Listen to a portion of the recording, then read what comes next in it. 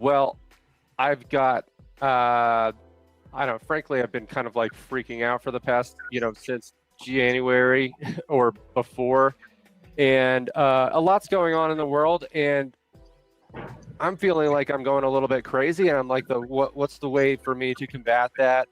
And it feels like reaching out and talking to people and, trying to be, I don't know, just proactively involved with community and all that stuff. So Les, that's why I'm calling you. Yeah. You were kind of top notch for me, top person for me to call. I felt just because, well, to be honest, I've looked up to you forever. I mean, you're just like, I felt like when I first met you, you were like the, well established, business guy at Rayne Longboards. Rayne Longboards was the coolest thing in the world at the time. To me, I was the manager at Longboard Loft in New York City, doing the retail thing, and wow, how the tables have turned, haven't they? So, if you could maybe you could just give us an intro, give the Pantheon crowd an intro of who you are, and for anybody who doesn't know, on your channel, I'm Jeff from Pantheon Longboards. Yeah. Well, funny. The whole Boston era was a fun thing. It's funny how I was the established business guy, but being in Vancouver, particularly Rayne Land Yachts rivalry, I was kind of fighting for my life in a lot of ways, which is probably why I headed to the southeast. Was like, there's good vibes in Florida and in Puerto Rico and stuff. Let's go see what's going on over there. And yeah, I don't know. I actually I'd known Rayne since 2003, 2004. The Rayne lore is that Graham was from Alberta and moved into a live work loft in Vancouver down the block from where I was running a scrapyard. And his innovation and engineering skills were that he was building all his own equipment. So I had all this junk equipment that we could take apart and get him pieces for, whether that was big I-beam for building presses or pumps and motors and things. And I was interested in, what's this guy my age coming and what's he building? And so I would leave the scrapyard and go to the live work loft, and that's where they were cutting boards and making stuff. And Graham slept in the workshop, and Lee Cation would come in during the day and things like that. And then we used some of my trucks from the scrap business to move the equipment over to North Van when they established the North Van warehouse. And I slowly would bring my business skills into how Rayne could go get funding, for example. So Rayne got some funding here in socialist Canada by writing business plan competitions and applying for grants and stuff. And then I eventually ended up back in school. The government bought out our property for our junkyard and built a road through it and some new buildings and things, and wanted to sort of redevelop the area.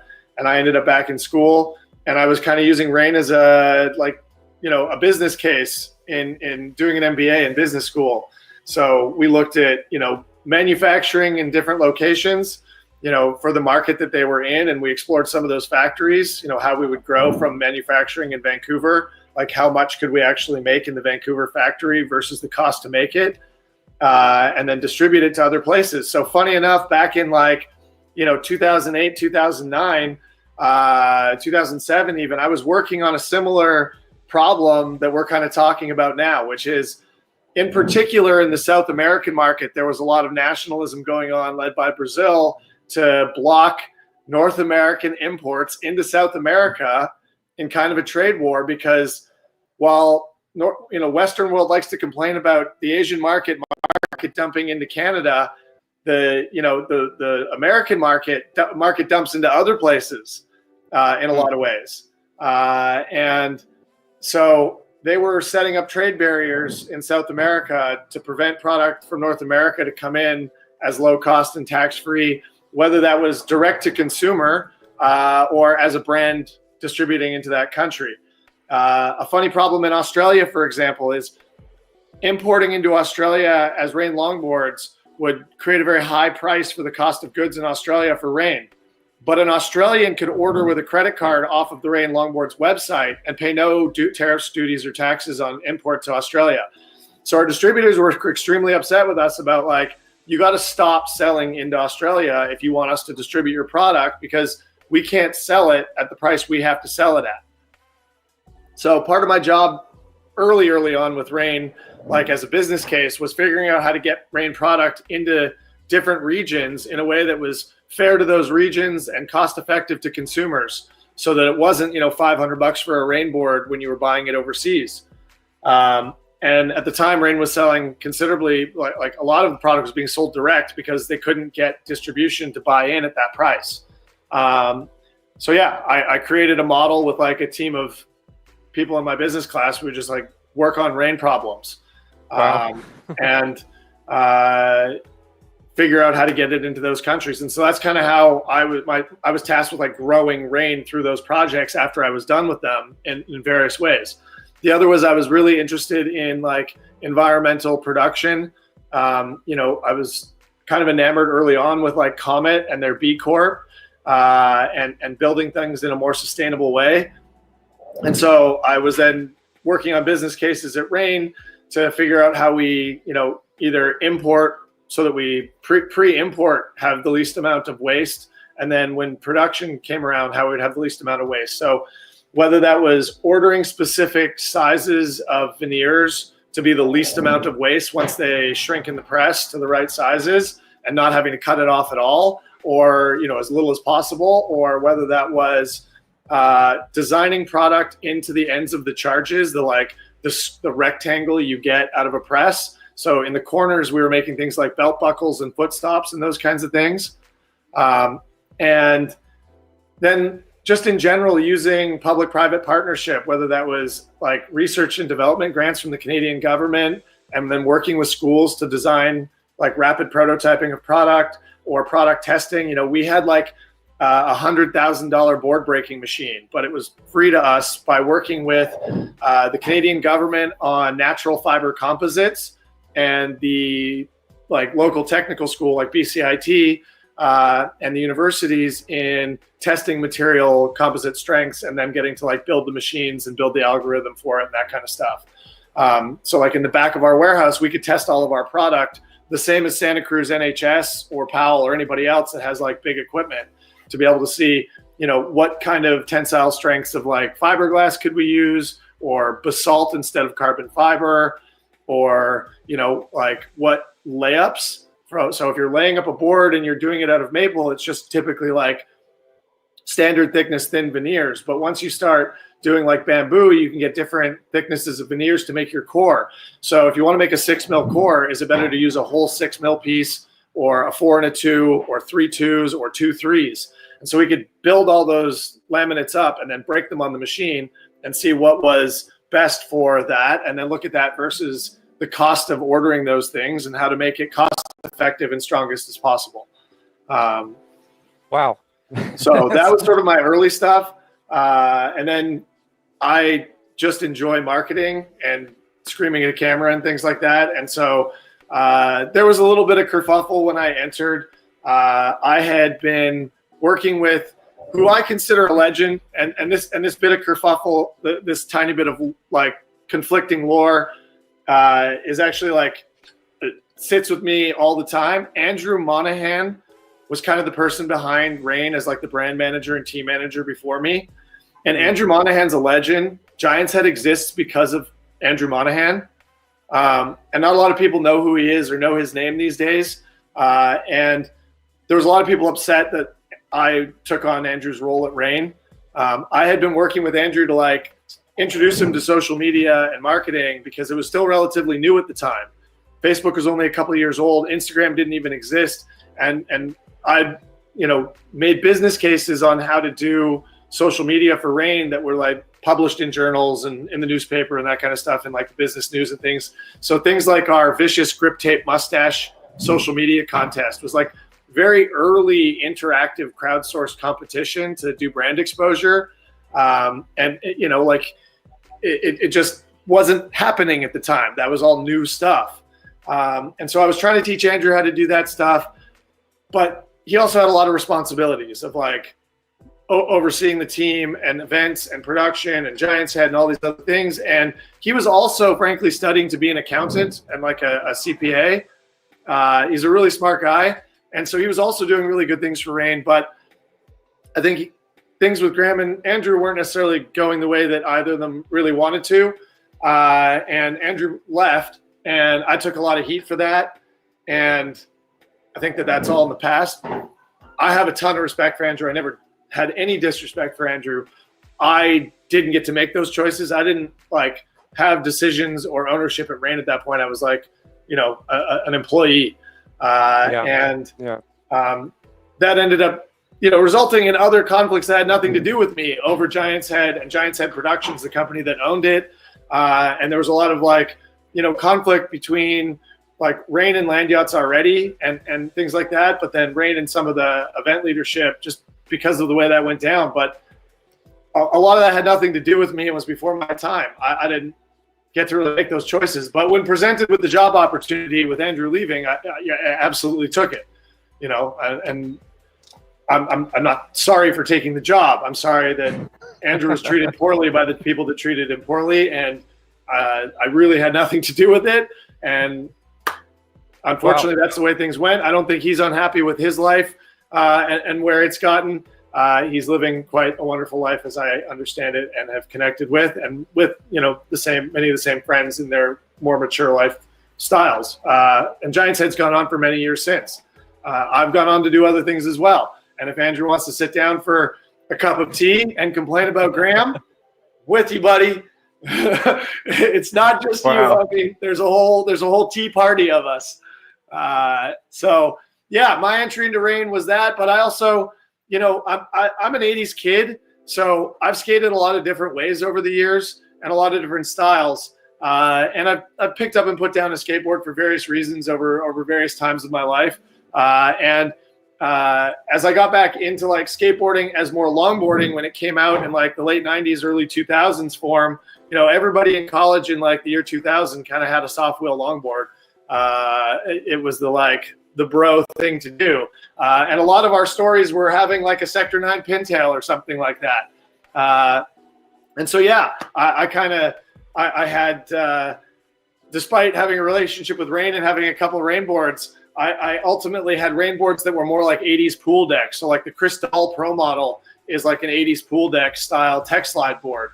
And I ended up stealing like my girlfriend, now baby mama and partner's Sector 9 pintail and just started bombing hills on it, to lots of accident and injury, of course. And then I was exposed to long treks on skate decks, through YouTube and things, and connected with Paul Kent and Aaron Enevoldson and Adam Colton, and was like, that shit's awesome. I taught outdoor education as like a side thing. I was a kayak instructor. I led like camping trips and like youth survival training and things like that, and was like, I do this shit. I'm going to Africa. I want to self-support across Kenya. And so they, sent me all of their information and endless emails and love and stoke and support. And I got, a demon seed, and I got durians, and I got trackers, and I already had like a Hellcat and stuff. And my buddy and I went, and we were working in Kenya for like a not-for-profit project, teaching people how to write business plans, much like I'd done with Rayne. And then when we were done with our project, we skated across Kenya. And two of our students came with us, and another co-teacher, this Slovenian lady, Martina, who's an absolute baller, came as our like team mom kind of thing. And so, two Kenyans and two Canadians pushed across Kenya. When did you do that? That was 2008. Oh, wow. Maybe 2008. So you started with Rayne. I've been working with Rayne since like the first business plan in 2003 when Graham moved to Vancouver from Alberta. Wow. Oh man. So like Graham there's it had gone on for that long. Like a stone's throw from FlatSpot now was a live work loft, like artist style, like zoned building where you could do art and live in the loft kind of thing. And so Graham lived in the loft with all the Rayne like stuff. And so was doing production out of this loft. And that was like the lowest cost way to live and have a factory in Vancouver, of all places, like in the heart of Vancouver. It was like right on the waterfront, right next to the bridge to go skate the like North Shore Mountains.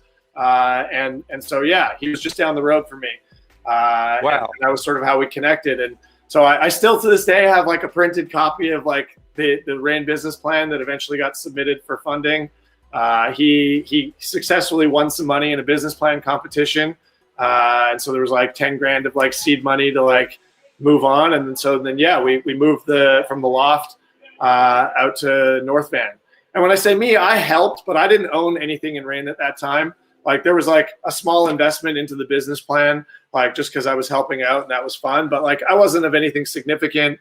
I wasn't like sponsored. I didn't work for Rayne. I was just like a friend and a source for materials and business information that thought it was cool.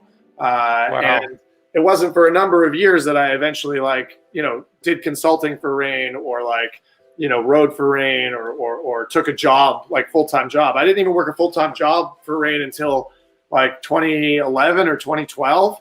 I was just doing project probably around work the time that we met then. Yeah, like 2010. I was in Vancouver. I came back to Vancouver in 2010 and worked for the Olympics when they were here in Vancouver. I've been working for the UN in Denmark and traveling and going to school and like skating and like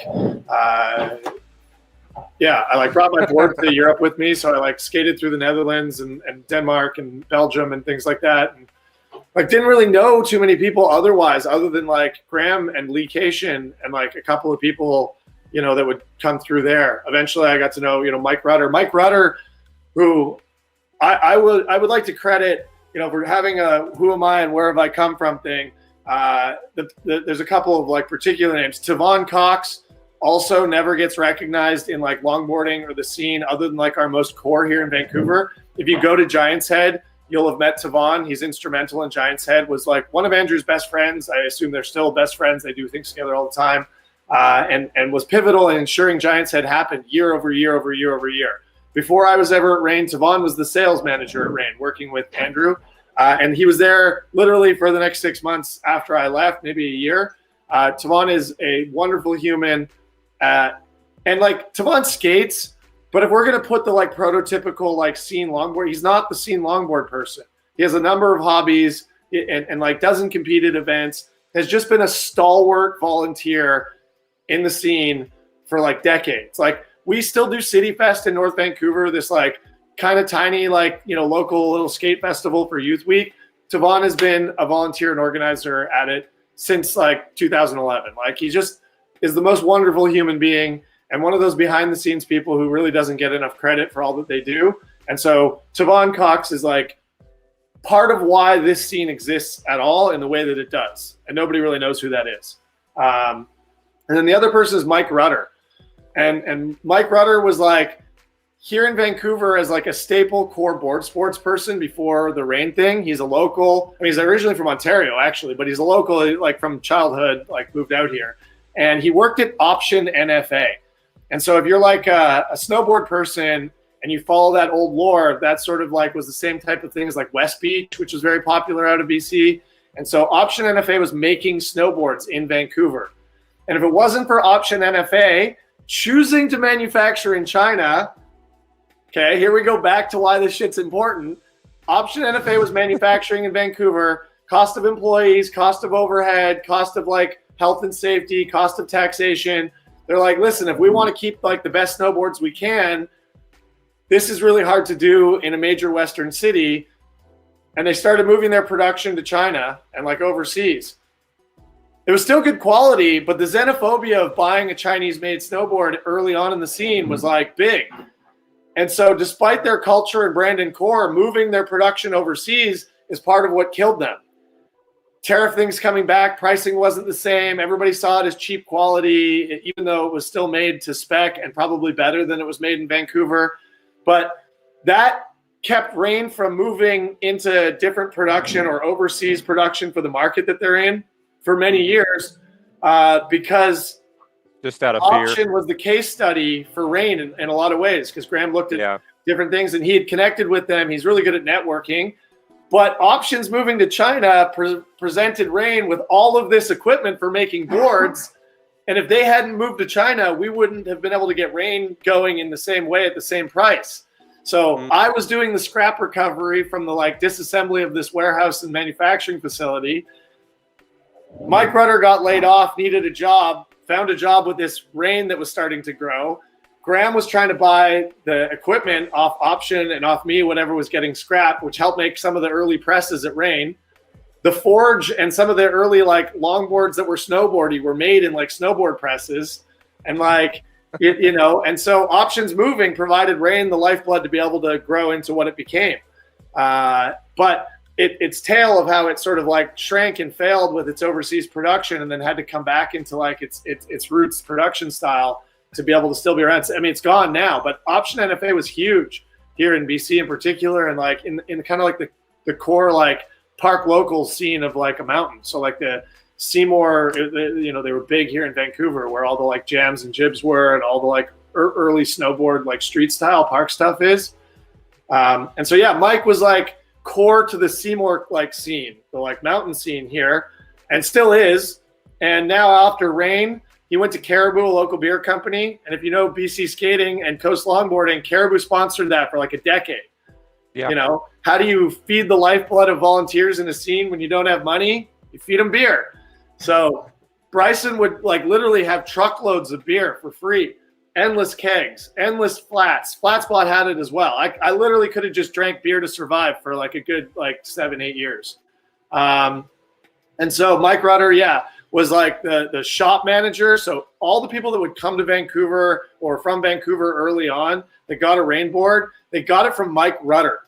He's the guy that ran the store in the alley of just this little garage shop at the outside of the warehouse. And he took care of everybody for many years. And the Vancouver factory store scene at the time was pretty notorious. There was the Land Yachts factory store and there was the Rayne factory store.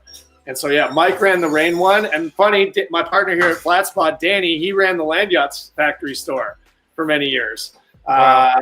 And so, yeah, Mike eventually went on after Rayne when that fell apart to go to Caribou. And now Mike's a pretty notable snowboard photographer, actually. And he comes to a lot of downhill events still here in the scene and shoots photos just because he still loves longboarding.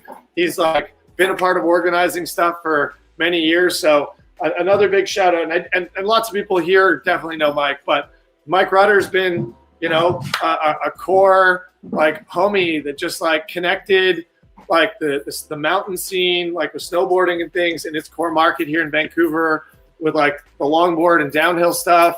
And I mean, we had passes to the mountain for free for a decade plus, thanks to Mike.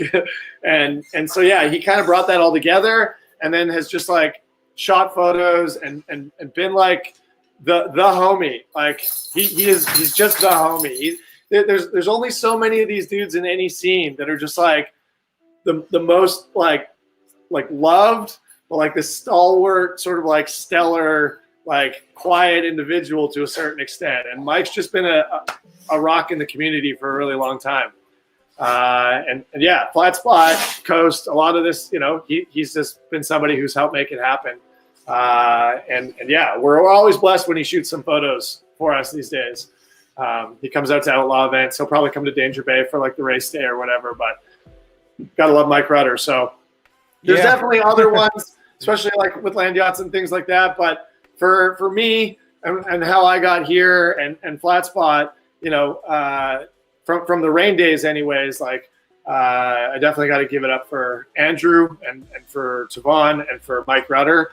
Everybody kind of knows Graham Buxa and lots of people know me, sure, but didn't happen without. And shout out to Aaron Enveldson and Tommy Watson, who did their time in our offices and things like that. And there's ever so many more from the factory and things like that. I mean, a lot of people don't realize how many skaters worked in the factory and were people that were featured in videos and things like that. People like Chris Dahl, who's one of my favorite skaters of all time, was eventually became the factory manager.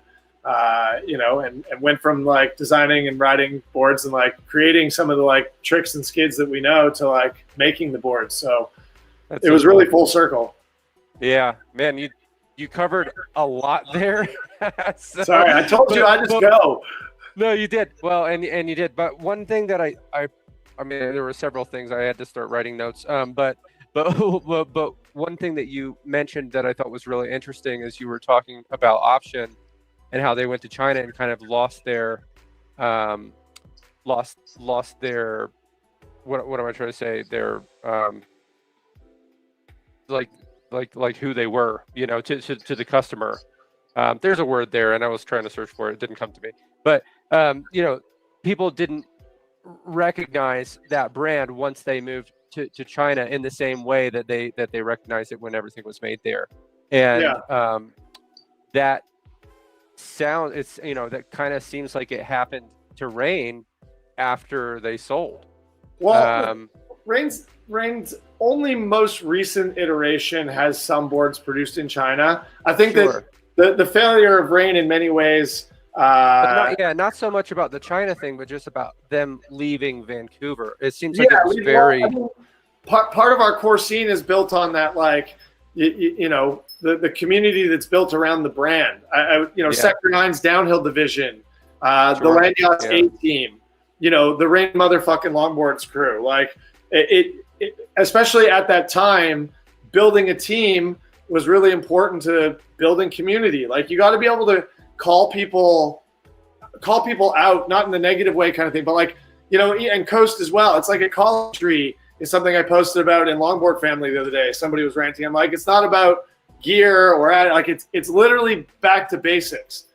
You got one person with 5 numbers, and each of those 5 people got 5 numbers, and each of those 5 people got 5 numbers. And so just the exponential calling tree, if every one of those groups has 1 people show up, it's a 15-person scene, right?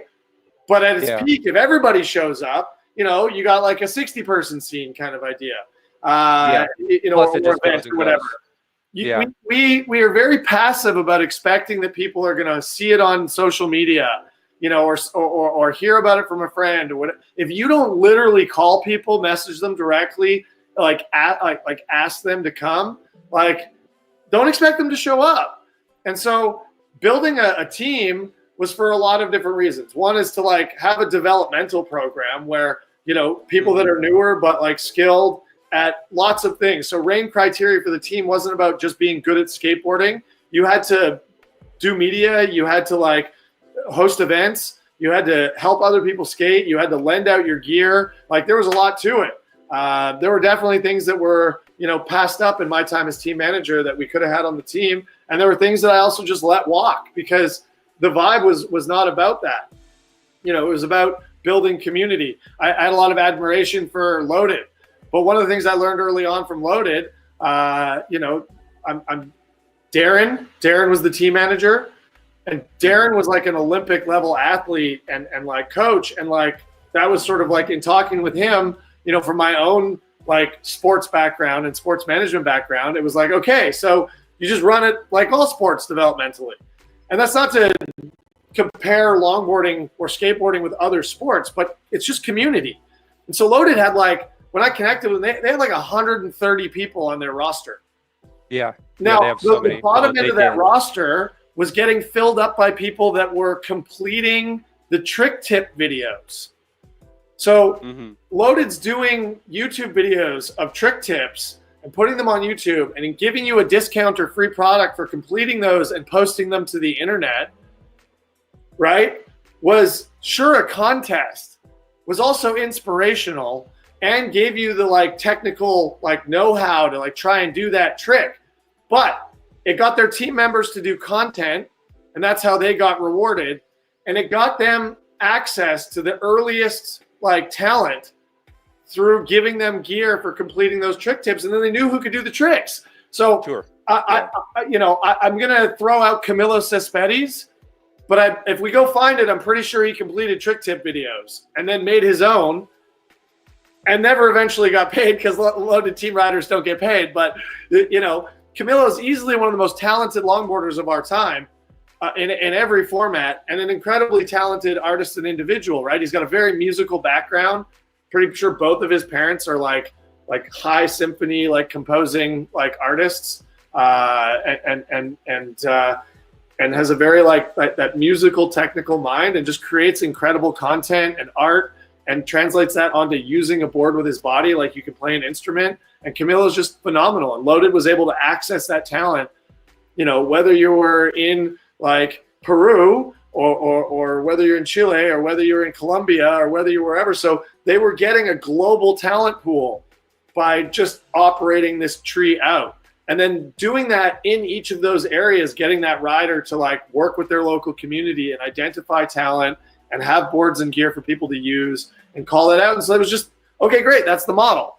And so that model worked best for Rayne, where there wasn't that same opportunity with Land Yachts. Land Yachts was like the A team, and then like the we'll call it the B team was all the people kind of that worked at Land Yachts. Mm-hmm. And then the C team was like the coast team. So the A team got to go in the van and go places and to events and got gear and whatever else. The B team got a discount and could put stuff on their paycheck and get it taken off their paycheck in payments. And then they got scraps, like whatever was around and left over and whatever else. And if there was room, you could get in the van or something. And then the C team was coast. And that was like everybody that was like the booster club. They're like the soccer hooligans of Land Yachts in a lot of ways. They're not actually part of the team. And if you ask the team, they'll be like, they're not part of our team. Like both those drunken like punks, like what, you know, they would try and keep this clean cut line between like Land Yachts corporate and like the booster club. But everybody in Coast Club is what made it special. Yeah, if you were in Coast and you didn't ride a Land Yachts board, you would get heckled, like back in the day. So, like, yeah, sure, there was a bit of an affinity for Rayne things, and there were Coast riders like Kevin Reimer and Mike Benda and all these dudes, Paul Kent, that were on Rayne and were core Coast people. But there was always a booster club edginess, not a Coast, like Bryson's people that he gave nicknames to that were like Longboard Forum regulars and at every Coast event. That they rode who they rode for, you know, but the booster club was Land Yachts, right? The Pender Harbor Club is Land Yachts. Team Green is Land Yachts. Like BC is Land Yachts. And I'm not trying to hate. It's just, it was kind of easy to play the loaded card in BC when your counterpart is the cool guys, right? You know, skaters don't like to be seen as jocks, but to an extent, when you're that big of a talent pool and have all the resources, and you're like Mike and Tom and have been doing it since high school here locally and all this stuff, like that's kind of like the cool club, like the jocks kind of thing. So we were the nerds. We were making very technical bamboo stuff. We only made boards, not trucks and wheels, you know? And even though like we had really talented athletes, we were like the engineers, you know, the kind of nerdy crew. And so there was maybe like, that's why I liked you guys easy. So much. Yeah, just play that. Will you close the door, please? Sorry, just when you're done. That's okay. So yeah, it was just kind of easy to like and play to my strengths, right? Like I'd been involved in like community stuff for my whole life, and in like, you know, camping and outdoor stuff and youth groups, and so it was just like, okay, so just make it fun, give people the opportunity to like be themselves, and just hold them accountable to like being community and building community. And so, you know, Rayne wasn't so much of a like top down, like we made you a Rayne team rider. Rayne was more about, do you identify with us, right? And in a different way than Loaded. Loaded was like, do the trick tips and like contribute to this media like style that we're doing. And Rayne was like, do the event. And so, you know, that was kind of why seemed to really work. I mean, to like having Loaded. Yeah, totally. Obviously, Loaded had an excellent team and excellent. You know, there's a lot to admire about what Loaded did, but also, I mean, back in those days, 2013 or whatever, Rayne had by far the best downhill team in the world. I mean, every top rider was on the Rayne team. We were quite fortunate to have that, yes. So, I mean, led by having top riders. So we wouldn't have had that opportunity if we don't go immediately back to like Chris Dahl and Mike Benda. Like Chris Dahl and Mike Benda were just two of the top sliders of all time. You know, Mike Benda is so responsible in so many ways for so many people skating in out of this scene. He would just drive around and pick people up. He would call you. He would message you. Like, you didn't have a choice. He'd call me on like on a Friday night for a Saturday session and be like, hey, how you doing? You skating tomorrow? And I'd be like, I got this. It's like, cool. I'll see you at 9. You're like, oh, buddy. And he'd show up and he had like his death metal panda like sticker on the hood of his car. And he like just had the loudest fucking death metal playing. Just rah, rah, rah, rah, rah, rah, rah. You got to get in the car and go. And like, if you'd been skating with him the previous week or earlier in the week and you had road rash or anything, he'd find it. He'd start, how's your road rash? Is it crispy? Are you still leaking? And like, it just, I remember I went with him one time and we were going to like this stupid steep hill and he's like trying to get me to learn how to tech slide, but like Demon Seed soft wheel tech sliding like he does. And I was just destroyed. Like, I had every scab on every point of my body. And I showed up in hockey gear. I was just like, fuck you. I had fucking hockey pants and fucking shin pads and shoulder pads. I was just like, I'm done, dude. Like, I can't bleed anymore this week. Like, I'm just wearing pads. They didn't help, by the way. Don't wear hockey pads. Less mobility is worse. Yeah, plus I don't know if that's where you fall either. Yeah. Well, damn. Okay, well, one other thing that I just thought would be interesting to kind of connect on.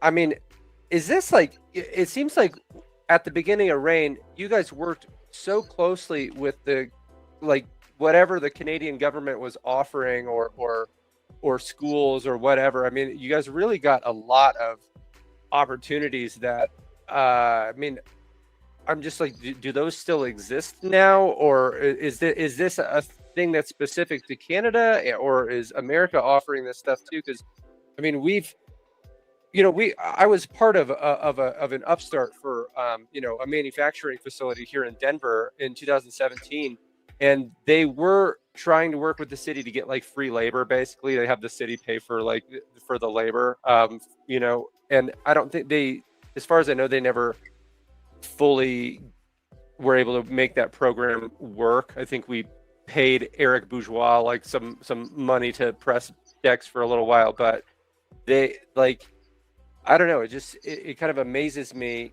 how much you guys really seized every opportunity that Canada, or Vancouver or whatever it was out there offering, and it really gave you guys a leg up in getting started.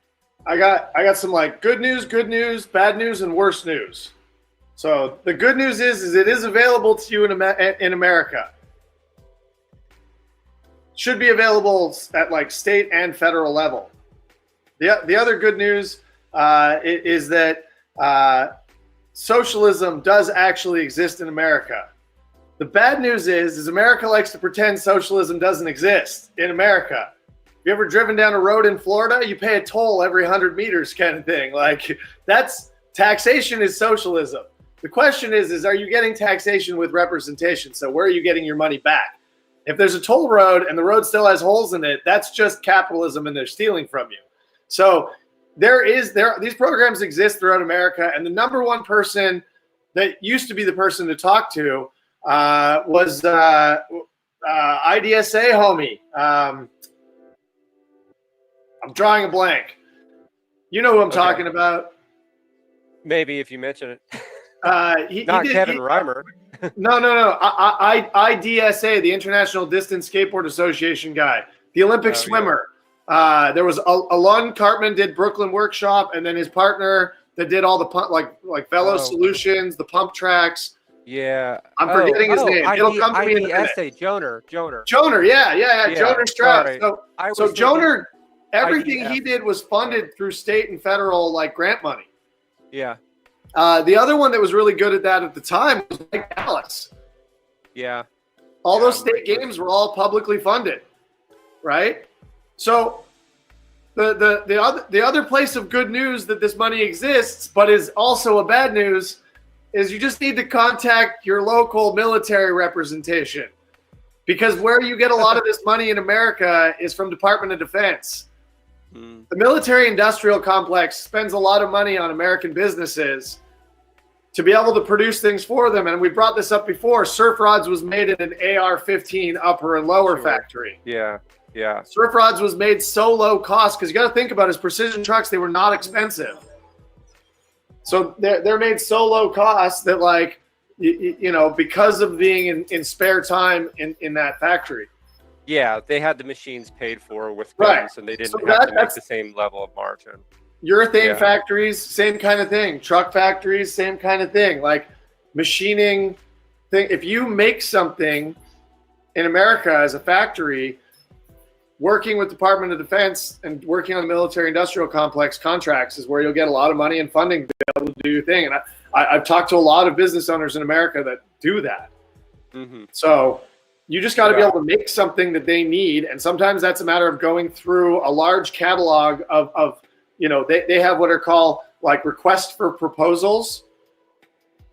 So RFPs are government documents. I mean, lots of different styles of documents, but RFPs are posted on government websites. I don't know the American one specifically, but you got to research the request for proposals and find what you are capable of technically doing for that RFP. And then you submit an offer.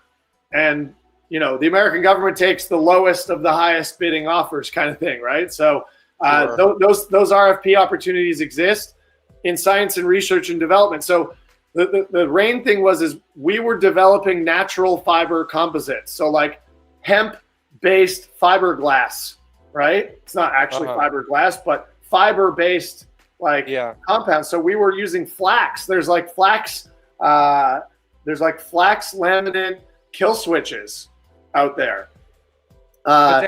You guys were using fiberglass for production boards, though, weren't you? Yeah, but so we would create other styles of natural fiber composites. So like a flax board.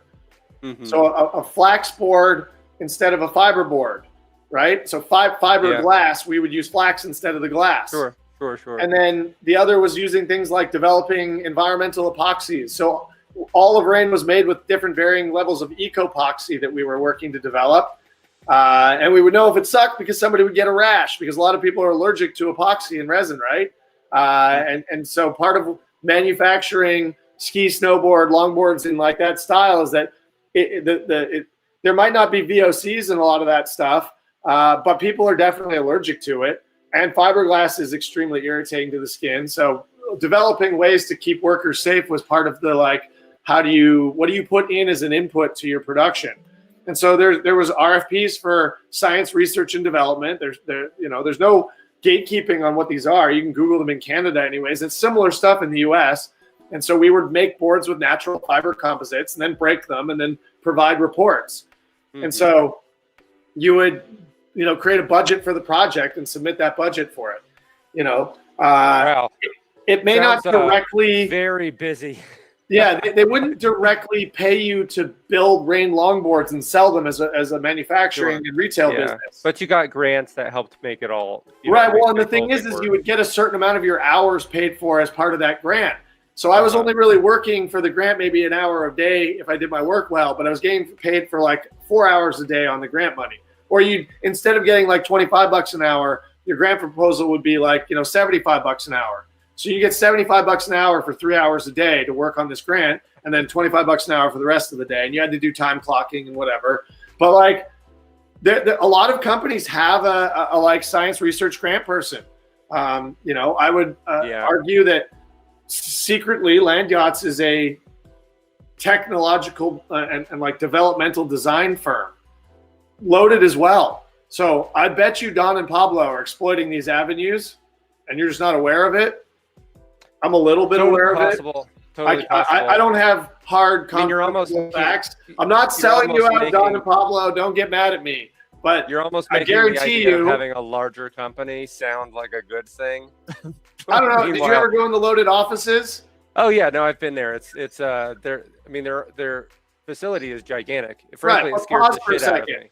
Going into a loaded office is like going into like a co-work space. Everybody's got 5 jobs. Nobody actually works for Loaded. Nobody ever have to be there at any particular time, but somehow all this loaded shit gets made and is amazing. Why? Yeah.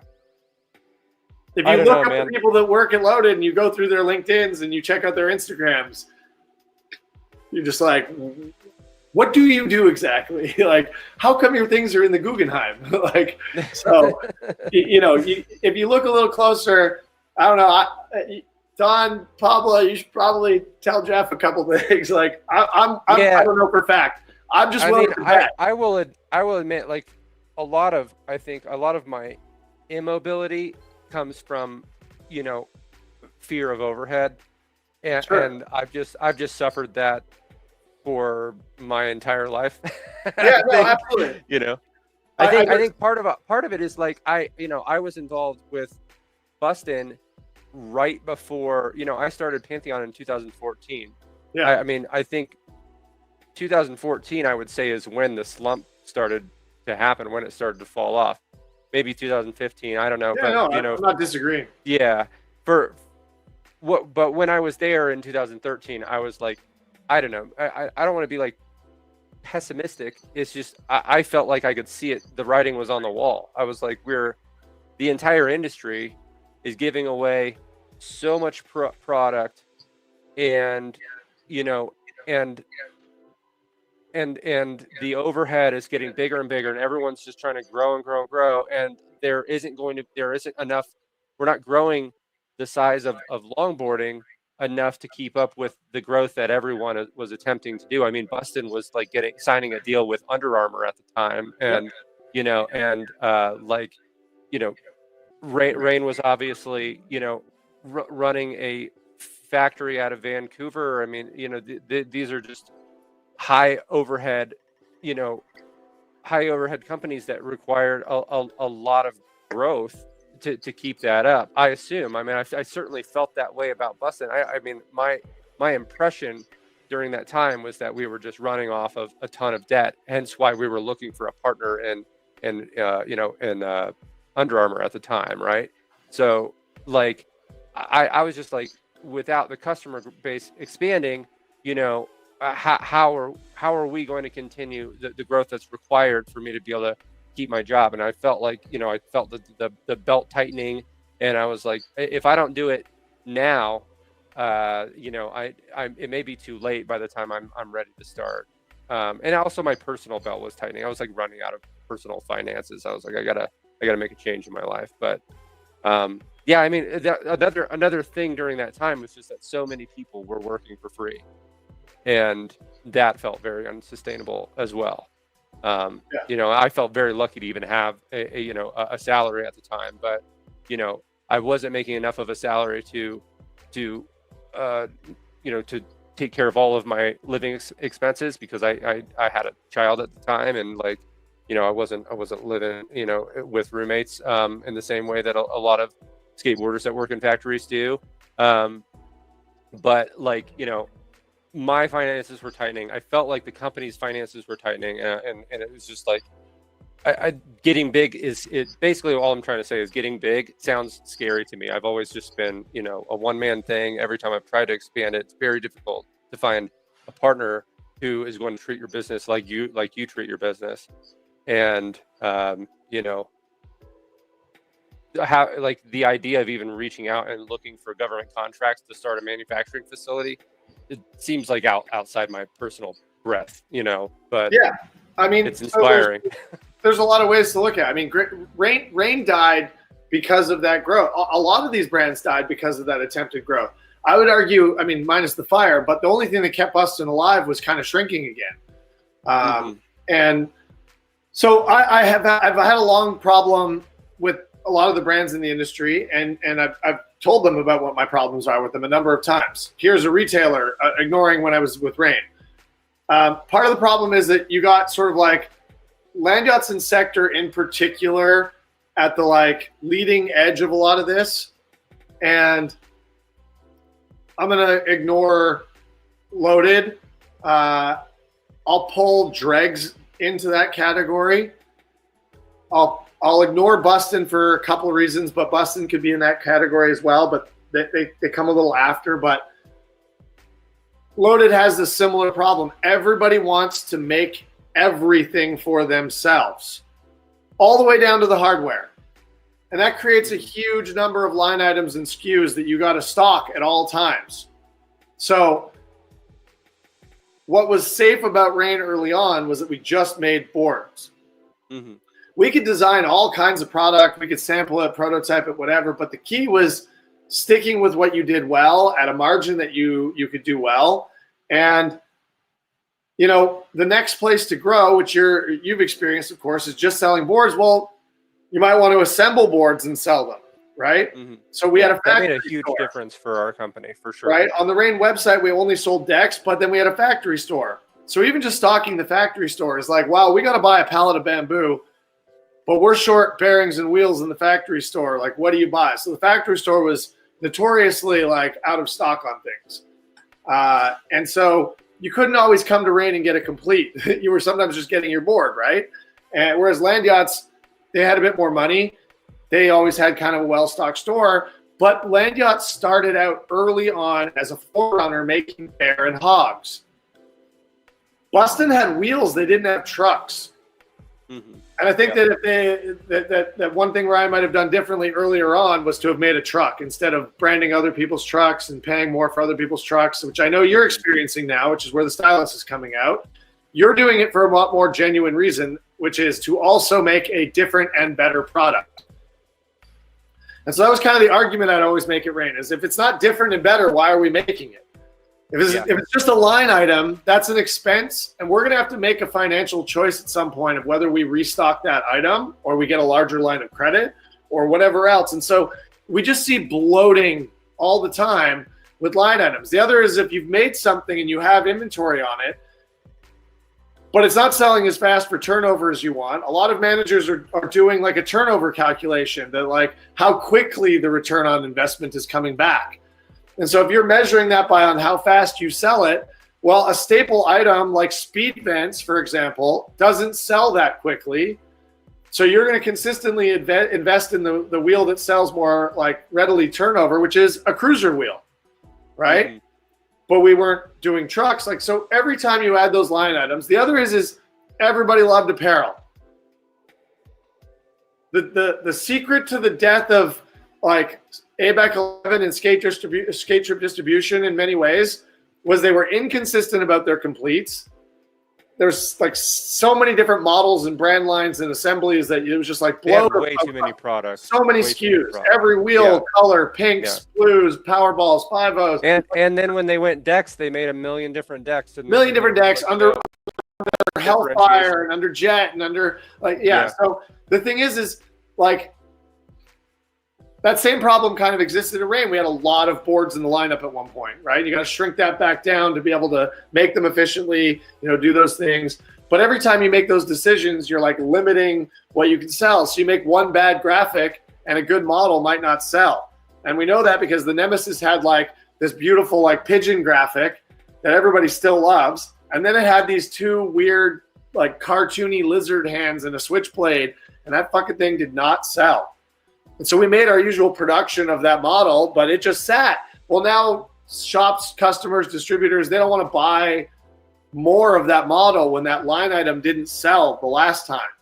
Mm-hmm. Even though you're like, no, it'll change it up. So all this bloat and everybody having their line items and then adding apparel onto that stuff, their inventory is just so expensive.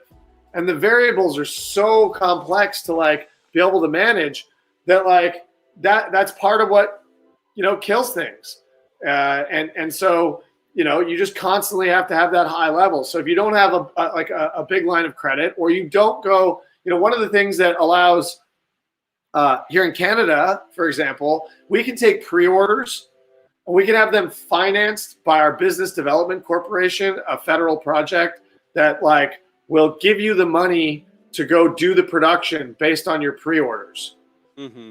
And they will like finance that and secure that funding so that you can go out and do that, and then you pay it back at a lower interest rate. They probably offer really good terms. Yeah, I mean, you can get that. I get calls, all day, every day. Truly, people trying to offer me money, but they want to sell. They want to sell me money at a 20% interest rate. Yeah, this is a federal program. Yeah, So, but bloat is a problem. And so that's how Rayne ultimately died in many ways. How a lot of these companies died was they're just bloated. Like, whether that's buying too much equipment to manufacture that you don't necessarily need, an ABEC problem. They just had a lot of machinery because Chris is like, mad scientist. Or clothing, right? I've talked about before, ABEC 11 went into making Ladera jeans and clothing, like a women's skate line. They almost died back then because of doing Ladera, and then, not Ladera. Ladera was Ryan's company. Skate brand. Geez, I posted about it not that long ago. I'm just forgetting what it is. Marissa Nunez was on it. It's got 2 pink lips. Why am I forgetting? I'll think of it in a minute. Yeah, I'm surprised I'm not. I can't even think of it. Anyways, they made a whole women's jean clothing brand fashion line. And then they went into like this crazy lineup of gear across all these things. But with Rayne, it was like, part of the goal for Graham was ultimately to build up the brand and find a larger partner, like a licensee that would take that on. And that example came from ultimately Sector 9 getting that Billabong investment of multi-millions of dollars and getting put under their umbrella, but being done as an incubator to have their own warehouse and their own bowl and their own shop and all these things. Everybody was kind of chasing that. Everybody looked at that and was like, for sure. Okay, well, we can either build our company up and stay at the top of this empire, which Land Yachts has kind of done, or we can build it up and we can find a venture capital firm or a conglomerate that will buy it, license it, whatever.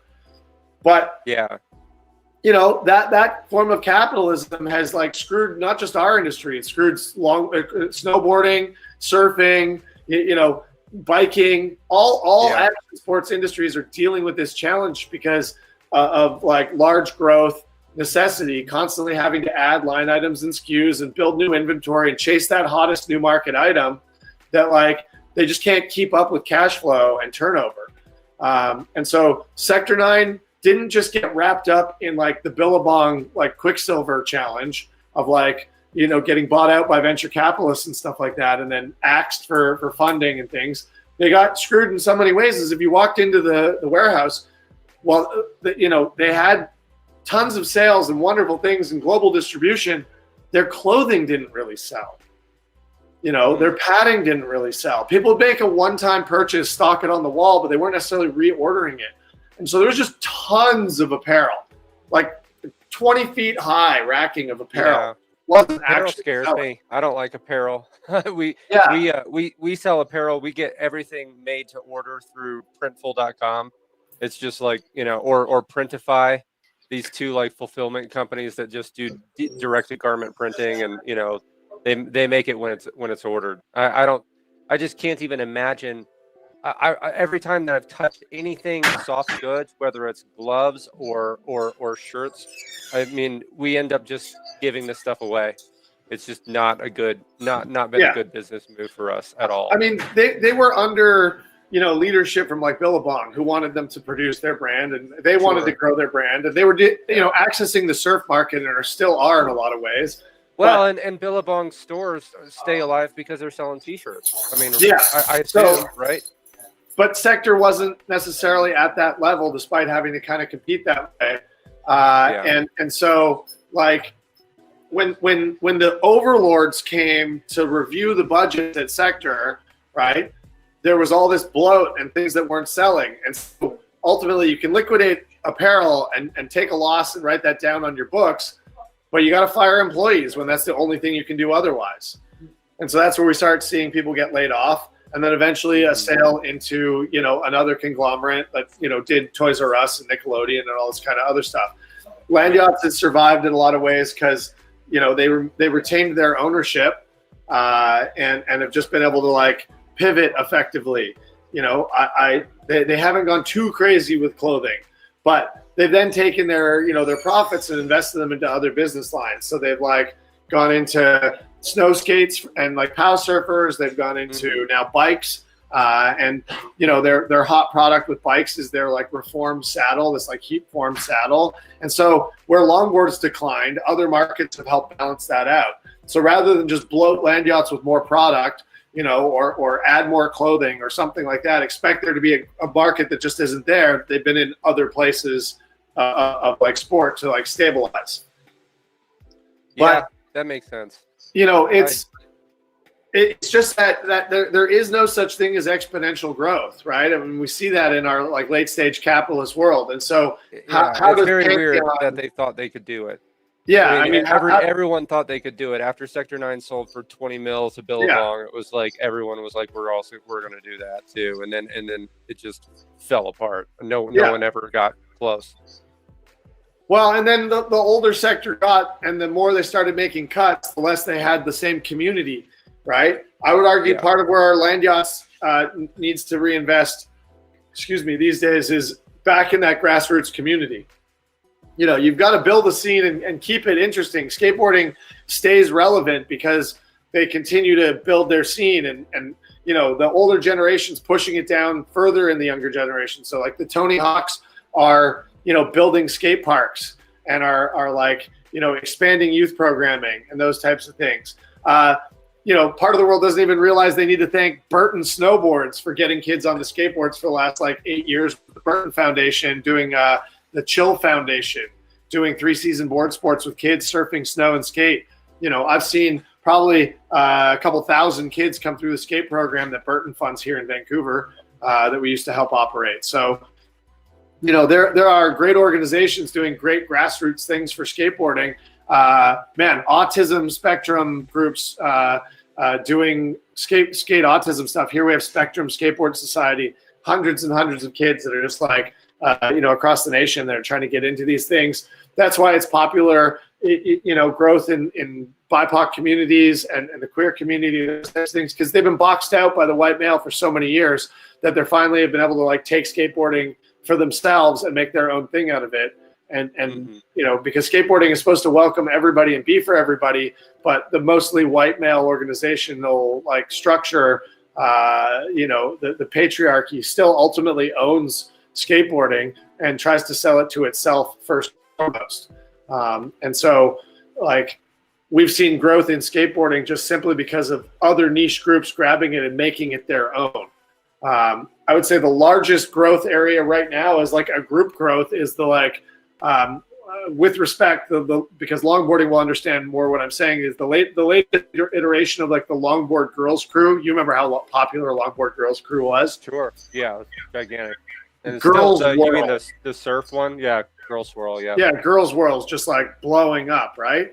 There's growth in skateboarding because surf skate is popular. It's not skateboarders necessarily buying it. Yeah, sure, we're not starting to get one ourselves kind of thing, but like it's surfers and new skaters that are on like soft wheel easy to turn, surf skates. Most surf skates are just a reverse kingpin front, standard kingpin back truck.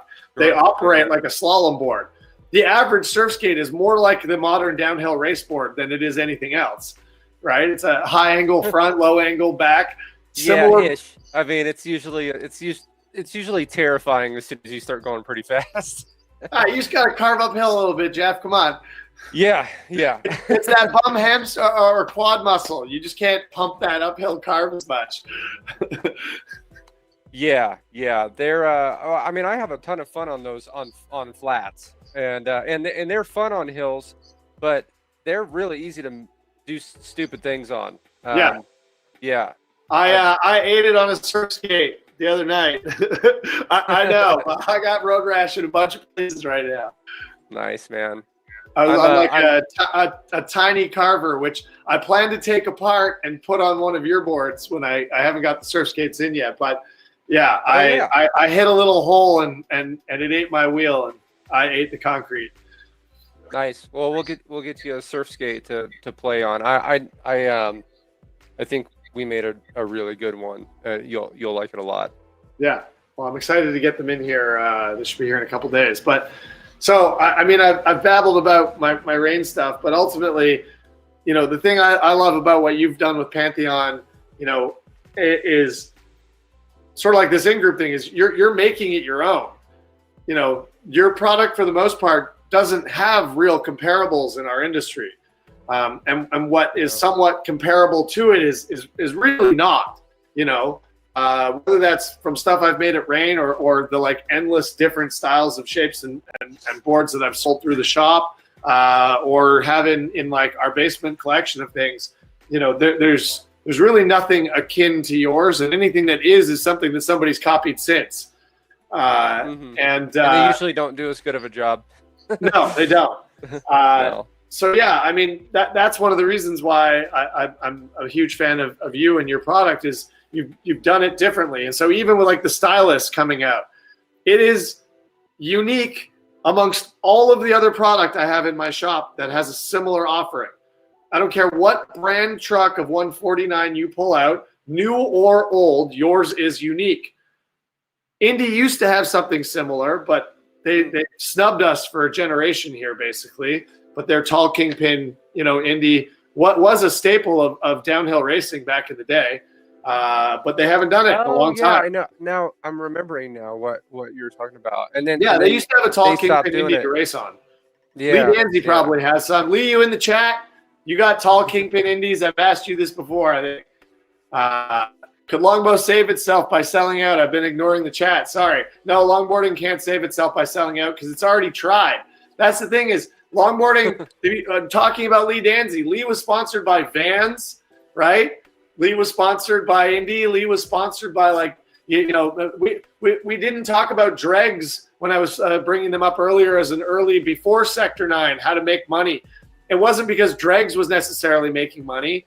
It was because Biker Sherlock was like sponsored for like luge and gravity sports across a number of things and motorsports and this big Sobe sponsorship. Dregs was popular in part because of Biker as a big personality.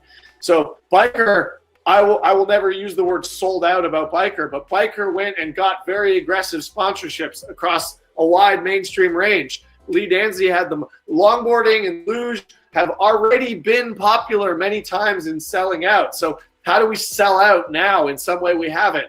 There are watch commercials, car commercials, credit card commercials, fashion commercials. There's a pro skater that recently did a Louis Vuitton collaboration. I forget what his name is. We did Louis Vuitton years ago. Liam Morgan has like done longboarding on a suit, on like a drag strip, like a suit, like suit and tie for like high fashion stuff. We've hit every corner of like global like selling out. In fact, most of the longboarders that have ever made money off of longboarding that don't have a company are making it off of royalties from doing like car commercials and like things like that. No one ever makes money in longboarding, but sometimes they make, you know, peripheral money around longboarding for sure. Yeah, so you can sell it anytime you want. You register with your local talent agency. You put up a headshot and a portfolio and some clips of you skating. And I get regular requests from a local talent agent for anything skate or longboard. You know, the other day they were looking for a 30 to 45-year-old longboarder, type, a dad type that could skate, but they wanted a dad bod. And that bitch told me I was too fucking fit. Actually, I love you. I'm sorry. I know you watch this sometimes. I'm not going to name you. But yeah, she's like, come on. You don't have a gut. Like, you're not like, you're not a classic dad look. I was like, I'm wearing Vans and Levi's and a Powell shirt. And like, I have a gray beard. This is dad vibes. Come on. So, yeah, rough, but man. you can go make money doing like commercials anytime you want to. It's available. It's out there. You can go pitch anybody for sponsor. The thing I think is most funny about competitive longboarders that want sponsorship, that go and ask a longboard company for sponsorship, is they're stupid. You're stupid. You're not creative. You're not fucking smart about it. Why would you ask your core industry? Have you no sense whatsoever about collecting money? Go get it somewhere else. They just don't know better, Les. They don't know stupid. Better. But you know what? You're telling them right now, and I hope they're listening. It's not even hard. You just got to look at other people's things. Like, one of my favorites on Rayne was a guy, Tony Graves. Tony, sometimes you come on, I love you. But like, Tony got a sponsorship from like a car dealership, right? I got another buddy, like Justin, got a sponsorship from like a natural food company. Like you got to go and find small companies, local companies, things that want your like marketing, want to use you as a person that will represent and vouch for their business, those types of things. But if you expect that like you are going to just go to a longboard company, it's like being like, oh yeah, I'm going to, go ride for Powell. Yeah, maybe you'll like dedicatedly follow that for like 15, 20 years and maybe get a chance, but you would literally be like the 1 in a million to get that chance. But you can go get your local grocery store to support you. You can find a sub shop that'll help you out. Here's a great example of that is, who is better than K Rhymes as an example. That he climbed all the way up the ladder, was able to be a part of Powell and making downhill products. And as far as I know, he's spending at least some or most of his time on like a farm now. I mean, most of his finances are done through arbory and grafting and growing fruit like crazy fruits and vegetables. It baffles me. I mean, I don't know. It's that particular thing. Just I'm every time I hear Powell might not make downhill products anymore, I'm like, what? Like Kevin is a company by himself. Like if you don't have Kevin, I mean, before you parse anything else off of that, like you just have Kevin ship orders.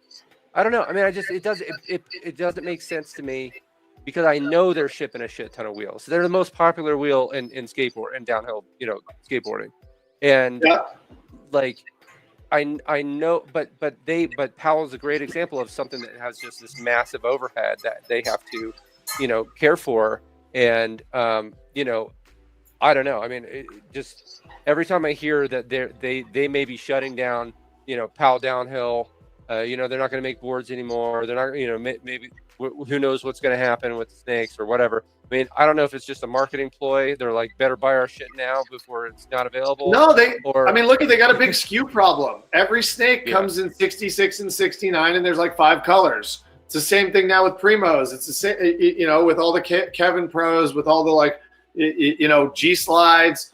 But people also ignore the fact that Powell Downhill is part of Greater Powell. There are so many fucking products under Powell Skate One. Yeah, no, it's crazy, right? For sure. And that's not even counting Mini Logo. Yeah. Or Powell Roller Skate, like Roller Bones. So like there's just like there's products we don't even pay attention to, but like it's hard to keep. I have such a hard time keeping up with Powell product, like not just downhill. Like right now, there's all the old school reissue style, like 80s Powell stuff that's still popular. And this is just wheels I'm talking about, right? Then there's clear cruiser wheels. Then there's G slides. Then there's all the like Powell Downhill product. We're not done yet, right? There's Powell hard wheels, the newest hard wheels. So you have the Andy Anderson Nano Rats in like 6 sizes and 2 durometers. Then, so those are the Nano Cubics. Then you've got Nano Rats, the center set version of them, in 3 durometers and 6 sizes. Then you've got regular Powell Dragon hard wheels in white and green 93 in 8 sizes. Then you've got right? Like we're not done yet. Then you've got them in 88A as well. It was like a 3rd durometer they just came out with. We haven't started talking about Powell old school skate wheels. We haven't started talking about bones. We're talking about hundreds of SKUs. Yeah, no. And there's a skater that wants that particular thing. I don't think the companies should make 50, 51, 52, 53, 54, 55, 56, 57, 58, 60, 62, 64 in 3 lip profiles, 2 core sets, 3 durometers, and 2 colors. You do the math. Yeah. How the fuck do you keep up with that? You can't keep up with it. You can't keep up with it. But that's when I get stopped up about when I hear Powell's going to stop making, longboard maybe it's just that they're not terribly interested in longboard products, and that very, very well may be the case. Sorry, but, pausing you for a second. Bird Claw, whoever that is. Skate One is not corporate skateboarding. If you think Skate One is corporate skateboarding, you're stupid.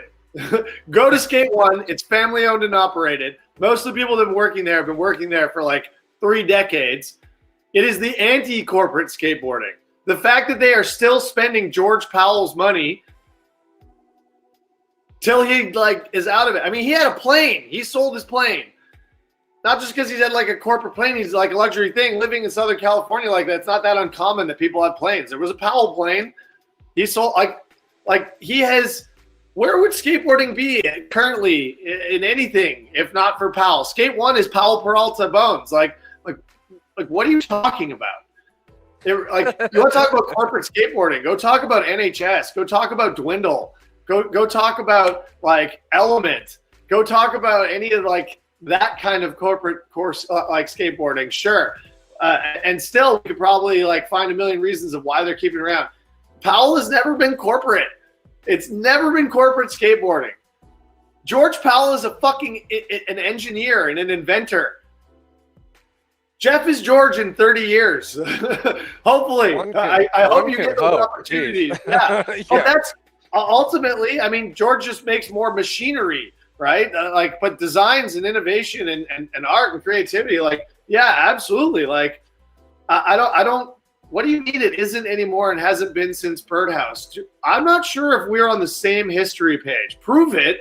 Pick up a fucking book. I got a whole library of them. Well, okay. Go watch some Broadwell love letters to skateboarding. Get who on here? George Powell is literally in my phone. George comes and visits this shop. I have plenty of Stacy Peralta direct signed for me memorabilia from visiting him and hanging out with him. They're not actually that hard people to access. Do it, no balls. I'll pull up my balls right now, motherfucker. I don't give a shit. But you can fucking talk shit about these people all you want. But these are core fucking human beings that have given their are you having a conversation with someone that I'm not seeing? Yeah, it's on the fucking Instagram chat. I've kicked this guy off before. He's just fucking yap. Take up the chat. Talk a bunch of shit. You don't know shit. Here, watch. Removed from my live video. Eat a dick. Boom. You're gone. I don't know why I didn't see that. The chat's not updating for me. Yeah, a huge amount of products make you somebody. Baseboards, Big Daddy's on here. The huge amount of products that Powell is making is they've been around for fucking 50 years and are still making boards for all of the skateboarders that have ever had a pro model and selling it so those guys can still make money. Right? There's no reason to make every fucking board you've ever made for 50 years in 5 different colors, other than actually you're supporting the people that had supported you with their bodies, right? You could stop making that product, sure. In fact, it's bloating your company and you're suffering trying to support the people that made you a company. That's why, it was George and Stacy, and the era that he's kind of referring to is when it became just Powell. But it didn't become just Powell because of corporate skateboarding. There was no money in skateboarding. And I know how Stacy felt. I've literally had this conversation with Stacy. That's the falling out of Rayne, Graham, and I is very similar to the falling out of George Powell and Stacy Peralta. I felt that the best way to foster the future of downhill and longboarding was to give each of our riders their own company under our banner. So K-Rhymes was done with ABEC 11 and done with Orangutan and unsure where he was going to go next with wheels. He was riding a whole bunch of shit, riding sector wheels, riding seismic wheels and things like that. And Rayne was making prototype wheels, and we were sitting down trying to decide if Rayne was going to make a wheel for Kevin Reimer, and that was going to be the next thing. But Kevin's not stupid. And Kevin wanted a future. And he's like, listen, you guys made Vicious and didn't include me. So I didn't include you in Era.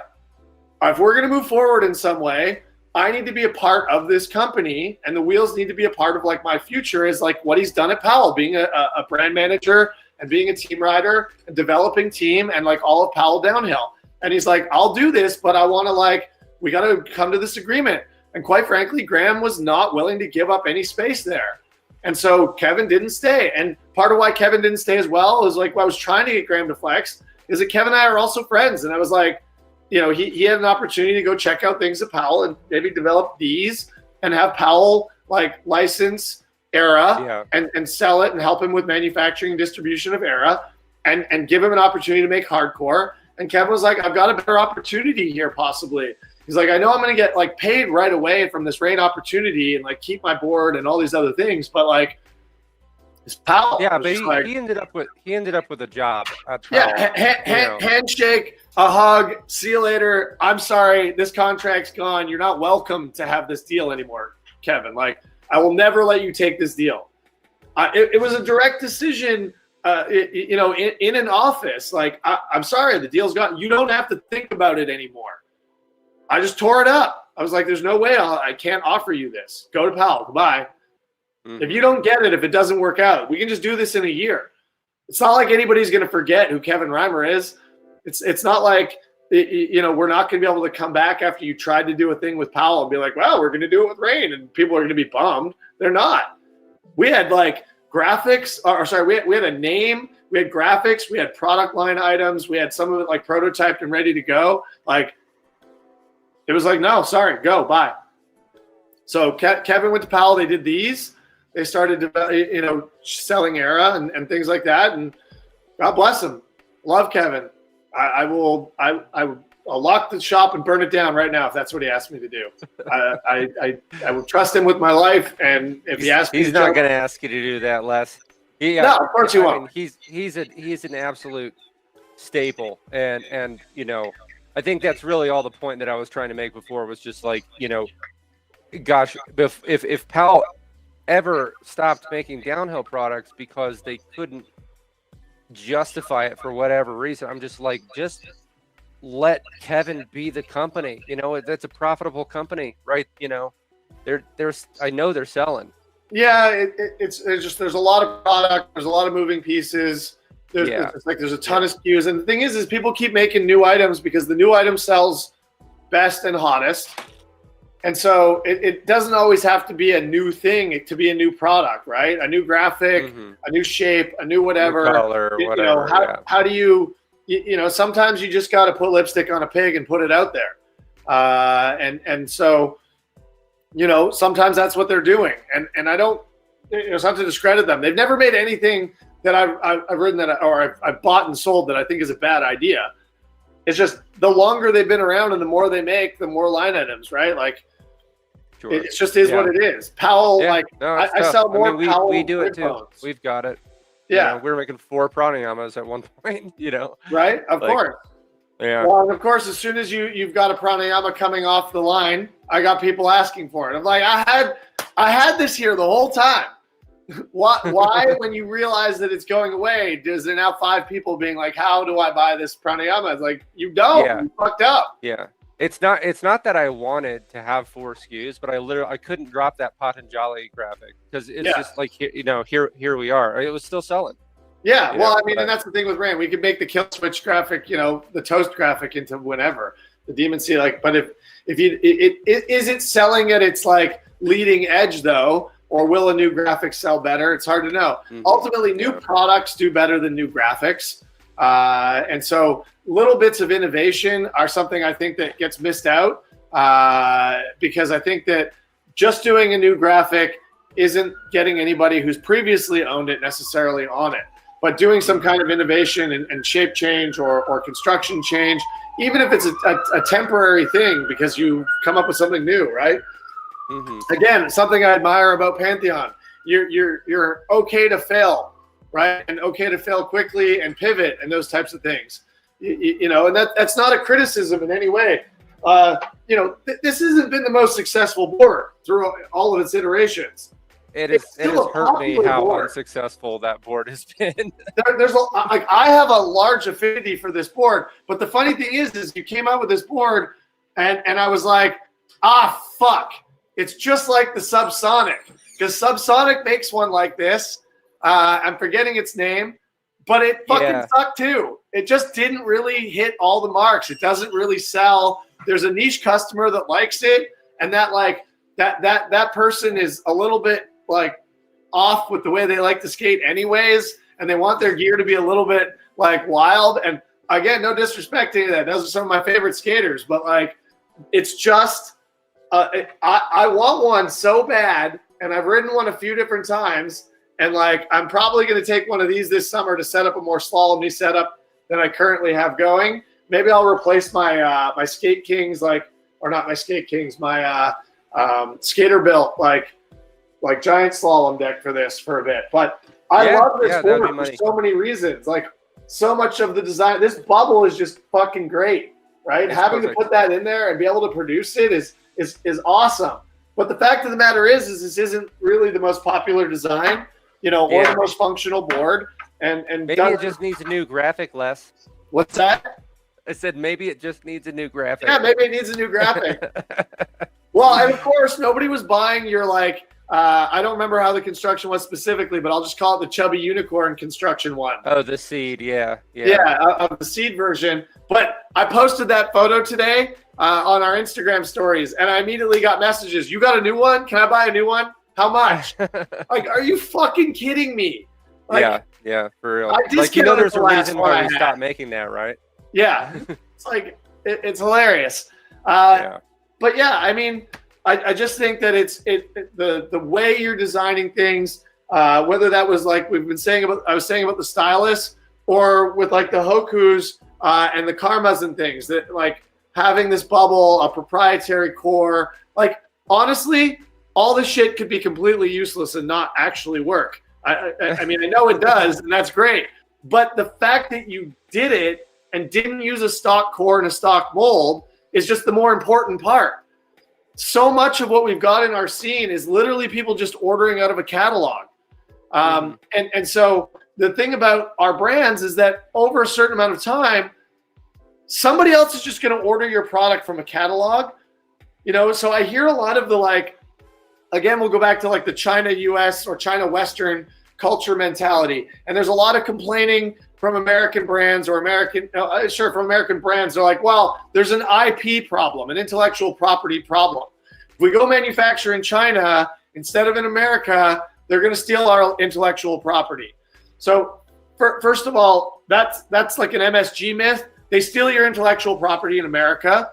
They steal your intellectual property in Germany. They steal your intellectual property in Dubai. WeFunk, Alex Lutz, tried to make WeFunk a brand that had like cruisers and completes and all these things. He made some of the most technologically advanced, cool as fuck skateboards that existed. The WeFunk Navigator was a piece that was in the front of his carbon fiber wood embossed downhill board that gave you your like speed and G's going down a hill built into the Mach 1 board. Like, you know, he made those stealth trucks. And he made WeFunk wheels, and he was doing some of the coolest shit. Incredible engineer, incredible designer. Love that guy. Wonderful drunk. Great guy to party with. And I used to stay at Heiko from Season Distribution, Concrete Wave Shop. He would put Alex and Graham and I up in a place with one of his buddies.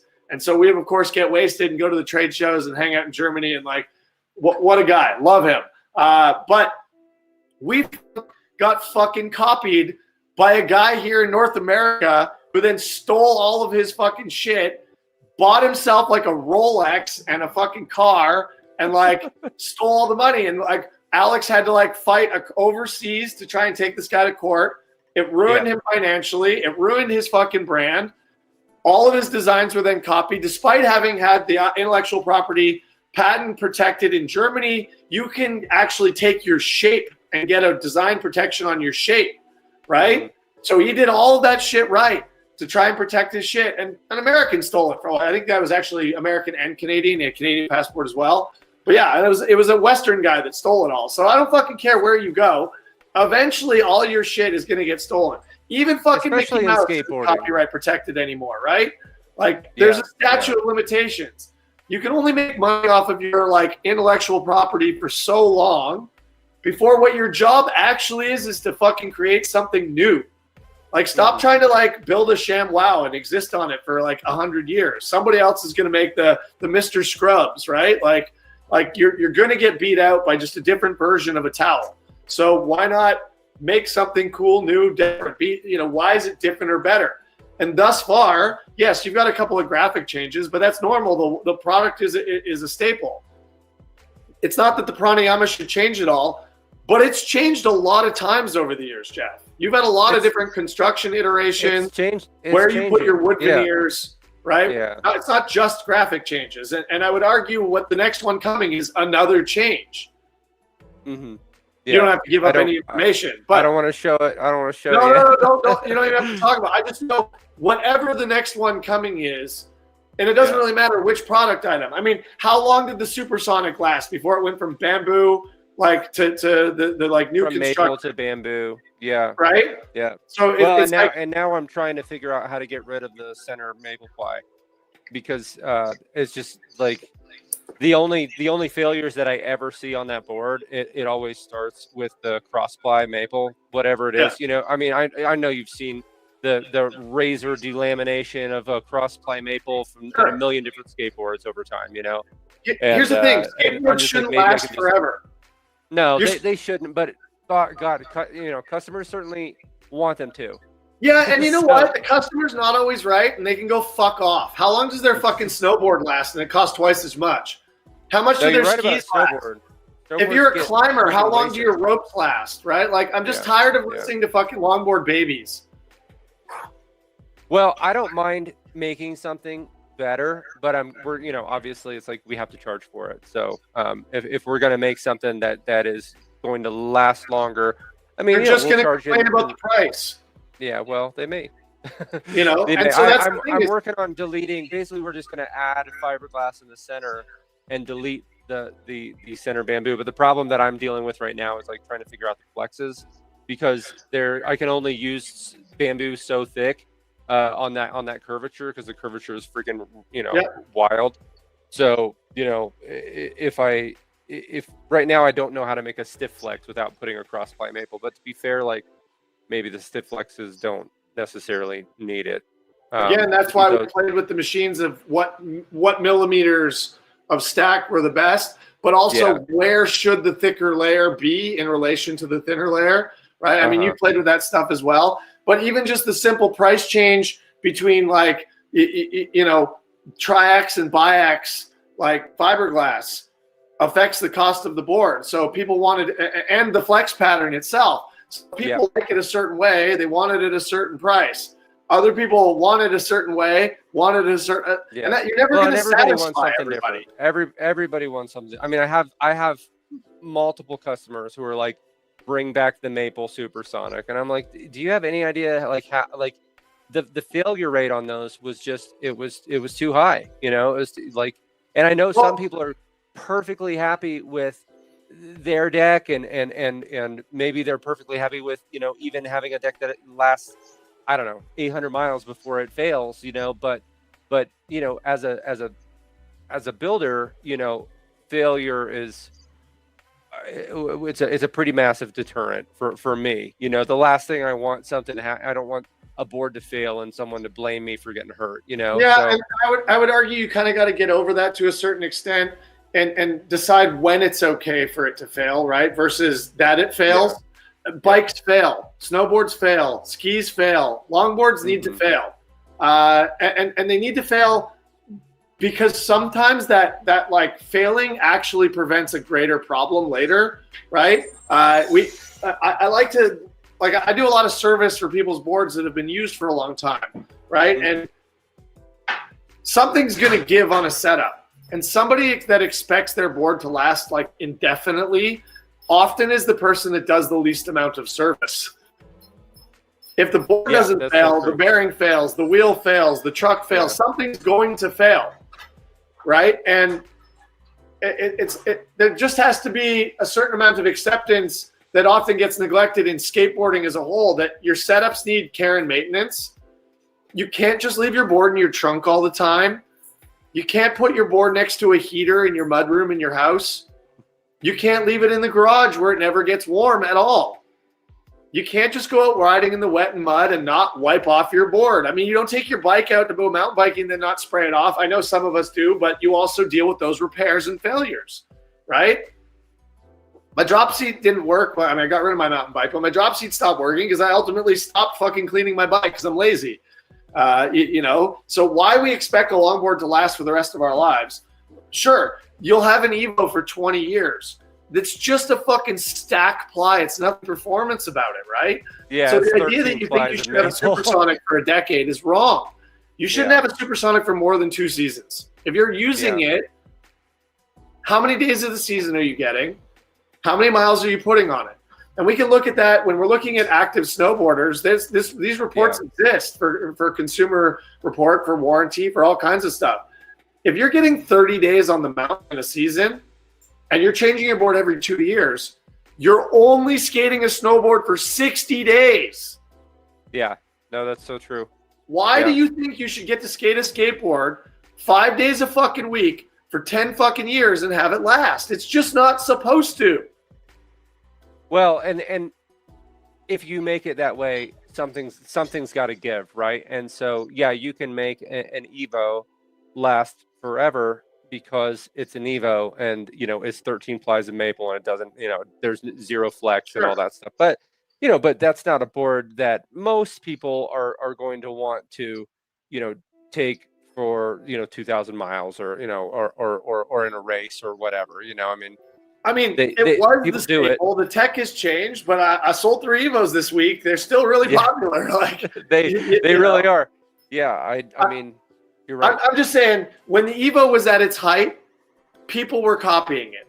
People were making carbon versions of it, like foam core versions of it, metal versions of it, wood versions of it. You know, the Evo is still like, it was the original. There was nothing else like it at its time. Right, but Supersonic had one, you know, Omen had one, you know, but are they the Evo or are they different? They're different.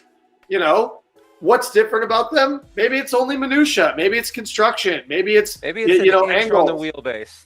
Maybe it's the wheelbase. But the reality is that, like, it's not a protected shape anymore. Yeah. If you copy the Evo in the first year, you're kind of a dick, right? If they don't have the protection for their intellectual property, I like the Dutch way of doing things, or like the Danish way of doing things. So I lived in Denmark going to business school for a while, and my Danish like liaisons and friends and mentors, there was this whole thing. They're like, you don't need to buy a bike. If the bike's not locked up, you should use that bike. It's the responsibility of the owner to lock their bike. What you can't do is take the bike and lock it up and call it yours and all these other things. But you can use that bike kind of idea. And that kind of laid out to a lot of their like their criminal like law ideas, was that if you've not done the right thing to secure your thing, you know, you're the asshole. You're making our society unsafe. You put the like that candy out for somebody to eat it. Like, why are you enticing them? Do the right thing. And if you're not doing that thing to make it yours, that's actually okay, because we're a community. And the socialism in their, like, the way they do socialism is that there are shared resources. You know, you don't have your own garbage can to put out. There's a central garbage can. Everybody puts their garbage in it. The truck just picks up from one place in the neighborhood. The idea that you should have a garbage can in front of your house and a truck comes around and stops at every fucking house is so individualistic, so like separated. Like, it just really, and the idea that everything goes in the garbage and that this, in this centralized place, you don't put all the things you don't need so somebody else can utilize it. Again, it's just so ridiculous. So when it comes to like design and IP, yeah, okay, copying something in the first year is predatory. But copying something as well that doesn't have the right protections over it so that you are forced to be innovative is also kind of criminal. But there should be a statute on that. So, you know, it is what it is. And you put in our notes, so we had like this, the what should we talk about? I think that's kind of like a good space to like, to just talk about like the radial drop, right? Yeah. And in the notes, it was sort of like, oh, you had the kill switch. You know, we had the Bustin' like boombox and EQ, and really the boards that we had come out with at the time was like the Vandal and the Rival, or Supreme and the Rival. So they were Kill Switch-esque. They were Amazon, like Duo Pro Model-esque, but they were very much like the EQ, like double kick top mount, and let's be honest, they were ripoffs of the DK Penguin because Larry did it before all of us. Was he using a radial? No, but the design of the board as a double kicked, like lightly drop deck. Oh, sure. No. We made that board because the DK Penguin blew up. Yeah, yes. Absolutely, right? So that's all I'm saying is we both stole from Longboard Larry. Yeah, I mean, you can use whatever language you want to use. Inspired by Longboard Larry, sure. Yeah, absolutely inspiration and built off of.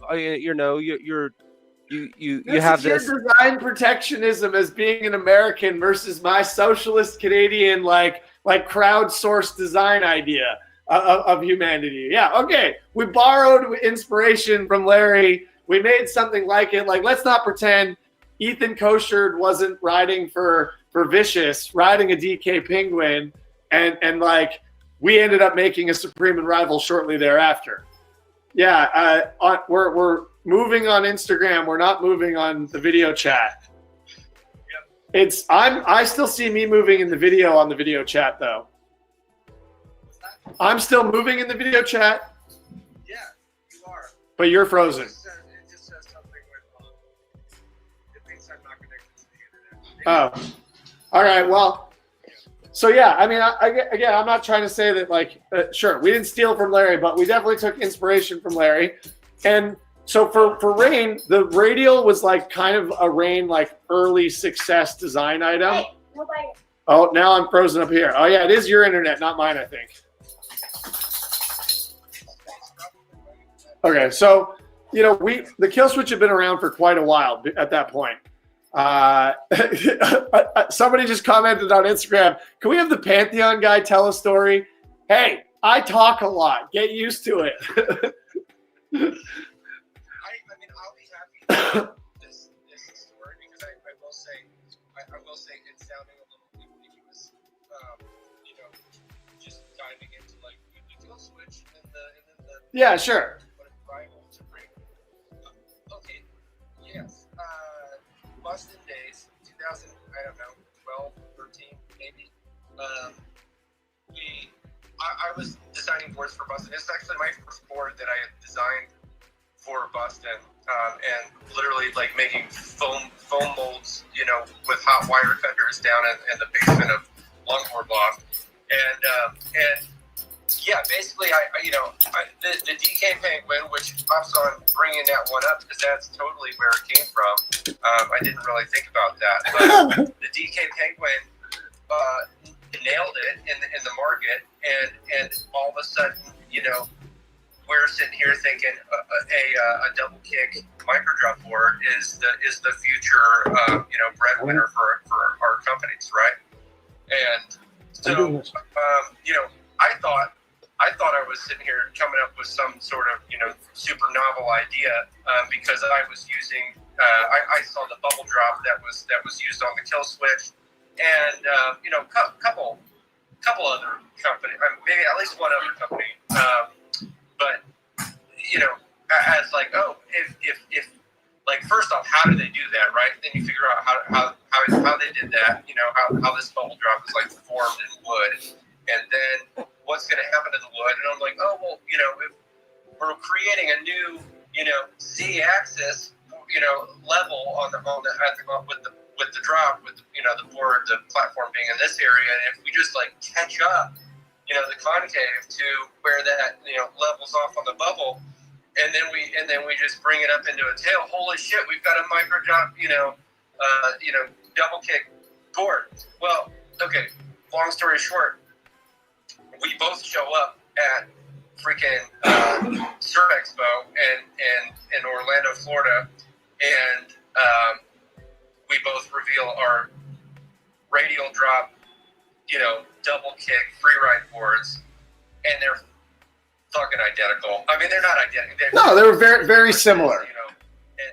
But it was a pretty pretty big shock, I think, especially to Rayne, because I mean, at the time, you know, that bubble drop was primarily everyone knew it existed because of the kill switch. And I do think there was another brand out there. It may have been a Canadian brand. Sation. I keep one. Sation. So here's the thing: is when that happened, we just come off of like litigation. So I'm not one to deal with those things, but Graham, under advisement from some old white men, were like that the bubble drop was kind of Graham's first design innovation. So it was a thing that he'd like worked on like as a student, and it never like really had become a thing. You know, Kevin, I love you, Kevin. I know you watch these some of the times. Kevin feels like he had definitely a part in that design as well, but I've seen the paperwork. I generally know that it like was a thing that Graham had been working on that had never really come to fruition. Yes, Kevin definitely pushed for it and all that kind of stuff. Yeah, Paul, I've been paying attention to the YouTube chat and not the Instagram chat, but Paul's been up here. And so yeah, anyways, the bubble drop was really like a Rayne only thing for a time. The thing that, so we'll go back. Rayne made the Avenger. Quebec made the Revenger. Quebec was mad about Rayne making the Demon Seed and that drop deck, because Quebec was one of the first to make a true drop deck that was a symmetrical drop deck, because Landy always made things on angles, right? Urban Assault and the early DH and all that kind of stuff. Yeah. But they weren't really making things flat until they did like a flat back Chinook, whatever. Like the switch and switchblade hadn't really existed at that point in that way. And there was a fight between like Quebec and Rayne. Quebec is originally from BC. Quebec's original skateboard company was PM Skateboards, Powder Milk Skateboards. They're a BC company.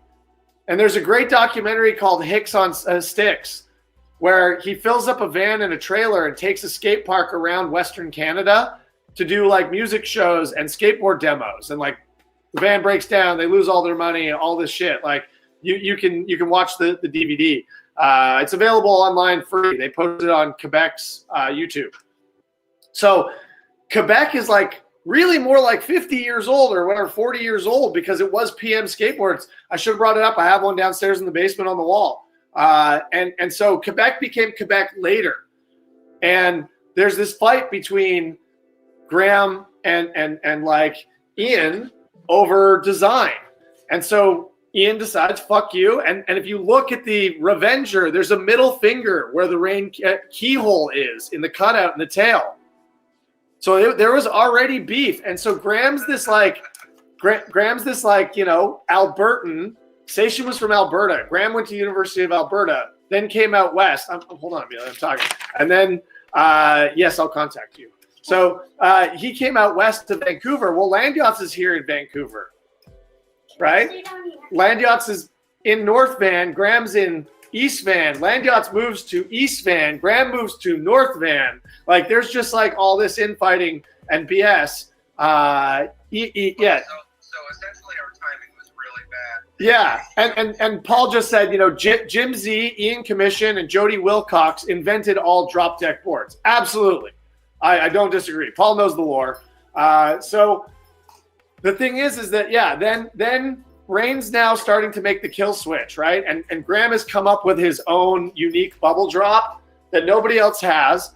And people start trying to copy it in China immediately, right? So Graham's fighting off China. He's had to file all these patents. We've spent a ton of money on doing patent protection.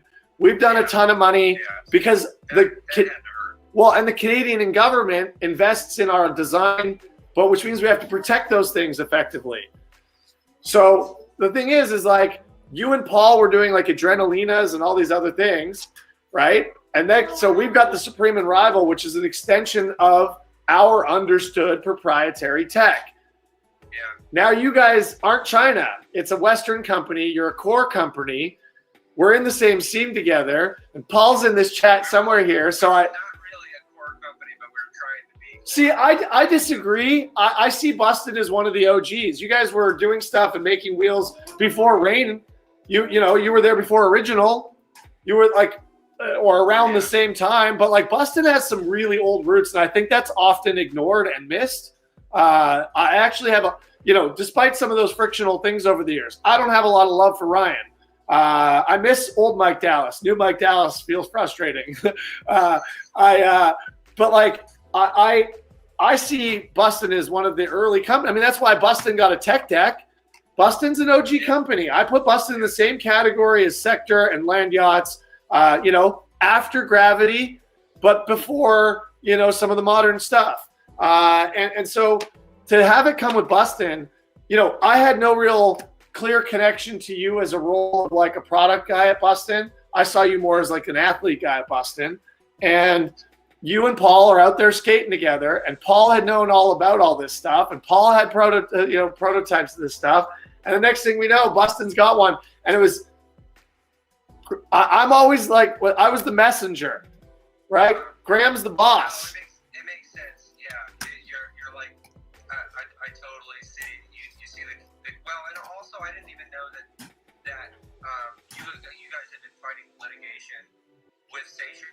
From the outsider perspective, I'm sitting here going, okay, someone else is already doing this. I don't know which one of these came first, but this is a shape that people are building into a skateboard now. And if we don't do it, then we're behind. Yeah, sure. And that's what I say. You can't rest on things. So Graham says to me, hey, we got to do something about this. To start with, he says to me, I got to go give Paul shit. How do you give Paul shit? Right? So I got to get on a phone call with Paul, sitting in my office, with Graham sitting in the other room listening, basically being like, deal with this. Like, Graham was not a people person or a team person when it came to the business. Graham on a hill skating with, lovely human being. I'd go skate with Graham right now if he wanted to go skateboarding. Graham is a business thing. Even he and I are like, to this day, very head buddy. Like, we just have difference of ethos in everything. I'll not use the word morals. I'll use ethos. But I just the whole thing is that then I gotta like give shit to Paul. So before, right? You gotta keep in mind, Paul and you then probably talked. Because I promise you, I never saw the board. No, but Paul just talked about radial drop ideas, right? Paul wanted the Supreme and Rival, whatever. Yeah. Like we were doing that board for Paul. So let's be clear. Graham removed the opportunity for Paul to have a name on his board, not me. That's so sad. And then before I did anything, right? Graham's dealing with talking with his white-haired, like, bosses, ultimately, the people he gets, support and advice from. And I get a call from Ryan, right? So I've not actually done anything, called anybody, talked to anybody other than Paul. We just remember hearing you guys were pissed. Yeah, and then Ryan starts calling me up, but I don't know if you like read the email or recalled the email or his approach. His approach was, fuck you, sue me, I'll fucking fight you in the street. Right? Like, Ryan's background's pretty big finance type stuff. So like, he just came at me immediately, and I don't deal with that stuff very well. I was like, I will literally fucking wipe the floor with you and laugh about it. Like, I came out of being in the scrapyard most of my life. I have actually fist fought people in the street. Like, fuck you, Ryan. Take your fucking wingtips off. Remove your cufflinks. Let's fucking go. Like, I just don't care. Like, I didn't necessarily care about the IP. I didn't think there was any reason for any of us to even have a fucking conversation about it. But you want to call me up out of nowhere and start threatening me.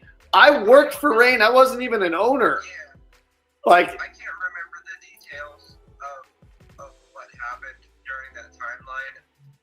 I felt like we had something legal brought up. Like, hey, there's a patent on this, and meanwhile we're sitting here going through like, holy shit, we just paid for the molds. I mean, frankly, at that time in my life, I had no idea how much a mold costs. It's like, honestly, if it were that big of a legal issue, me knowing what I know now, I'm just like, fuck it, like, let's just not do it, but I didn't say anything about that until after he was like, he brought it up that he has lawyers. He's ready to go. I don't know if Graham had maybe said something.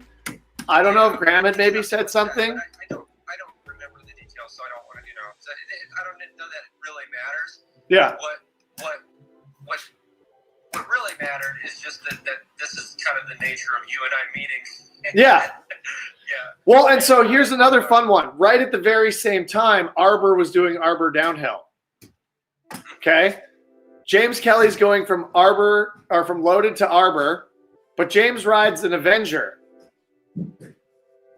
Arbor's taking all this James footage of James on an Avenger because they don't actually have a downhill board because there's already a fight in their team between like Jimmy Rhea and them over the Wugenhausen, which Jimmy ultimately came up with, right? And they were going to make, and then they weren't going to give Jimmy a pro model. They were going to, I'm sorry, Paul. Paul's like, I really wanted that pro model. Yeah, you deserved it, Paul. It wasn't my choice. Sometimes the messenger gets his ass kicked by everybody on the team, even though it wasn't his choice. So yeah, Jimmy was going to do Wugenhausen and they were saying no. And partly because Jimmy had like misbehaved. There's lots of Jimmy lore. Jimmy went through everybody's rider salaries on like Jeff Boudreau's desk when he was out for lunch one day and then told everybody what everybody's stuff was. And he got in trouble. That was part of where he wasn't allowed to be on sector per se. And then Jimmy at Arbor, there was like beef there from over like different behaviors and who was getting pro boards and other things. It's not the Jimmy show, but ultimately Arbor Downhill was like these two dudes. Oh shit, I just forgot their names. I was just talking about them the other day. There were two guys responsible for Arbor Downhill. I can't even go. I have a computer in front of me. Launching our. I want to find their names. Arbor. This is how little this shit actually means to me. Like down the road, is that like it's not the most important thing like in the world. Arbor Downhill. Oh, there's Skate Slate's offline. There's a Skate Slate article about it. I'll think of their names in a minute. Anyway, so these two guys were in university. They were picked up by Bob, who owns Arbor, to launch Arbor Downhill. Yeah. And one of the first boards they're releasing is called the Catalyst. And we have a Catalyst, right? Oh, yeah, board names, man. I remember, I think we did something with a board name against you guys, too. So, I called them up. Again, because Graham's like, you got to call them up and be like, hey, can you change the name? Team manager Arbor. And so I called them up, or I wrote them an email. I was like, hey, like I'd really like it if you guys could call this something else. I've seen your thing. I know you haven't released it yet, because it hadn't even been out yet. We hadn't gone to trade shows yet. They hadn't done pre-books yet. And I basically got an email back, which was akin to what I got from Ryan, which was like, started out with a little bit why this means so much to us, and why we're doing this board, and why the name is going to stay that way, and then basically fuck you, sue me, it was just kind of ridiculous. This is why everyone steps all over everyone in skateboarding, because nobody has the money to sue anybody. Yeah, and so that was just it. Is they were like, "Fuck you, sue me," and I was just like, "Okay, well, I'll pass it back to Graham. I'll send you his best wishes and let him know what he'll let you know what he wants to do." And so it was just all a lot of timing where longboarding was growing, it was becoming more popular, people wanted to make bank off of it, and the infighting started, and that was just like more division and more pullback. We had a meeting at a sushi restaurant in Long Beach at a trade show. There's a picture of this thing. It's like every owner manager of every brand, basically. Loaded, Arbor, Rayne, Land Yachts, Bustin, Ryan was there, Mike Dallas was there, everybody all around one place. And the discussion was like, how do we keep this going, right? In a wholesome way. How do we get more exposure? How do we own it ourselves as an industry? How do we make this work? And we really wanted to do a longboard warp tour, ultimately, but staged more like American Ninja Warrior of longboarding. And Land Yachts ultimately went and did it on their own as their college tour in many ways. And that's the only one who really did it well. And that was just it, is we were breaking up. I was working with Joner as well to try and get money for it and all these things. We were going to break up North America into like Northeast, Southeast, Northwest, Southwest, and work through college campuses for people to get points for doing like King of the Road style-y things, but also then to come together and do like a longboard games, a push race, a pump track, or like slalom, like downhill, a slide comp, whatever. And you would gain points in your region to go to a nationals. And this is all like, there's a whole plan for it. There's like set up for like some music. There's like, we had vehicles, logistics, all this stuff like generally worked out about like how we could do this and how we're going to get funding for it. And like, if Michael Brook can build Warp Tour, we're all smart enough to figure out how to do this. Ultimately, once one brand or two brands are out, it's hard to do it. We need everybody's weight together. But Land Yachts, for example, didn't want to put in more and carry more of the scene for anybody else in that money. People were, Loaded's immediately in because they want to collaborate on everything. But like, there was too many ultimately like Ryan's and stuff that were like, no, we need to own this ourselves. We need to spend our own money. Land Yachts ended up doing their own college tour to extreme expense and like really no growth from it. And then, I mean, I'd argue long-term they got the growth, but not the immediate growth they'd hoped. Boston ended up going and spending a shit ton of money to corner Marcus Bandy, who eventually worked for them. I remember that. Who's just a fucking shitbird. Fuck you, Marcus. Come talk to me. I have a whole file of fucking screenshots of you being a fucking piece of shit to young skaters. Go fuck yourself. Sorry, I have no respect for that dude. He dumped out a 16-year-old on the side of the fucking road and kept his wallet and clothes in the fucking van. Fuck you, Marcus. Like one of those guys that like thinks he's cool for doing fucking ratty shit. Except he's like fucking straight edge and doesn't actually like longboarding and is just a super fucking dude. Needs to go get fucking tested for his mental health spectrum and figure out what's wrong and take the right medicine. He's just a fucking asshole. Anyway, sorry. I know there's people in the scene that like Bandy. Fuck you too. Like, I don't care. That guy was a predator. It doesn't matter. He's not here anymore. He's around. You'll see. He's still around. If he can find an angle, he'll come and try and take money from people. Anyways, He went to Boston. He fucked Boston for a year. He was an absolute fucking piece of shit to me here at FlatSpot while we tried to work with Boston. I don't care. Anyways, Ryan chose Bandy and went that way, and they did their wheelbase tour and all this other stuff to like no real success and whatever. It's just, you can't build a scene strictly doing it on your own. And like Joner, like a lot of people in this scene don't know Joner, but he wasn't a longboarder. He was an Olympic swimmer. And he just loved longboarding. And that man had so much like ability to give us the future we might have wanted. And everybody at every brand. I was so sad that like when I was with Boston that they just wouldn't get behind him. And I'm like, he's doing all the work. Yeah. All you gotta do is put your engine behind him a little, whatever. Just like support it. I didn't work for Joner because I was Canadian. We couldn't make it work effectively. For the very same reasons, like things haven't necessarily worked for me to work with you sometimes. It's just I'm Canadian at the end of the day, right?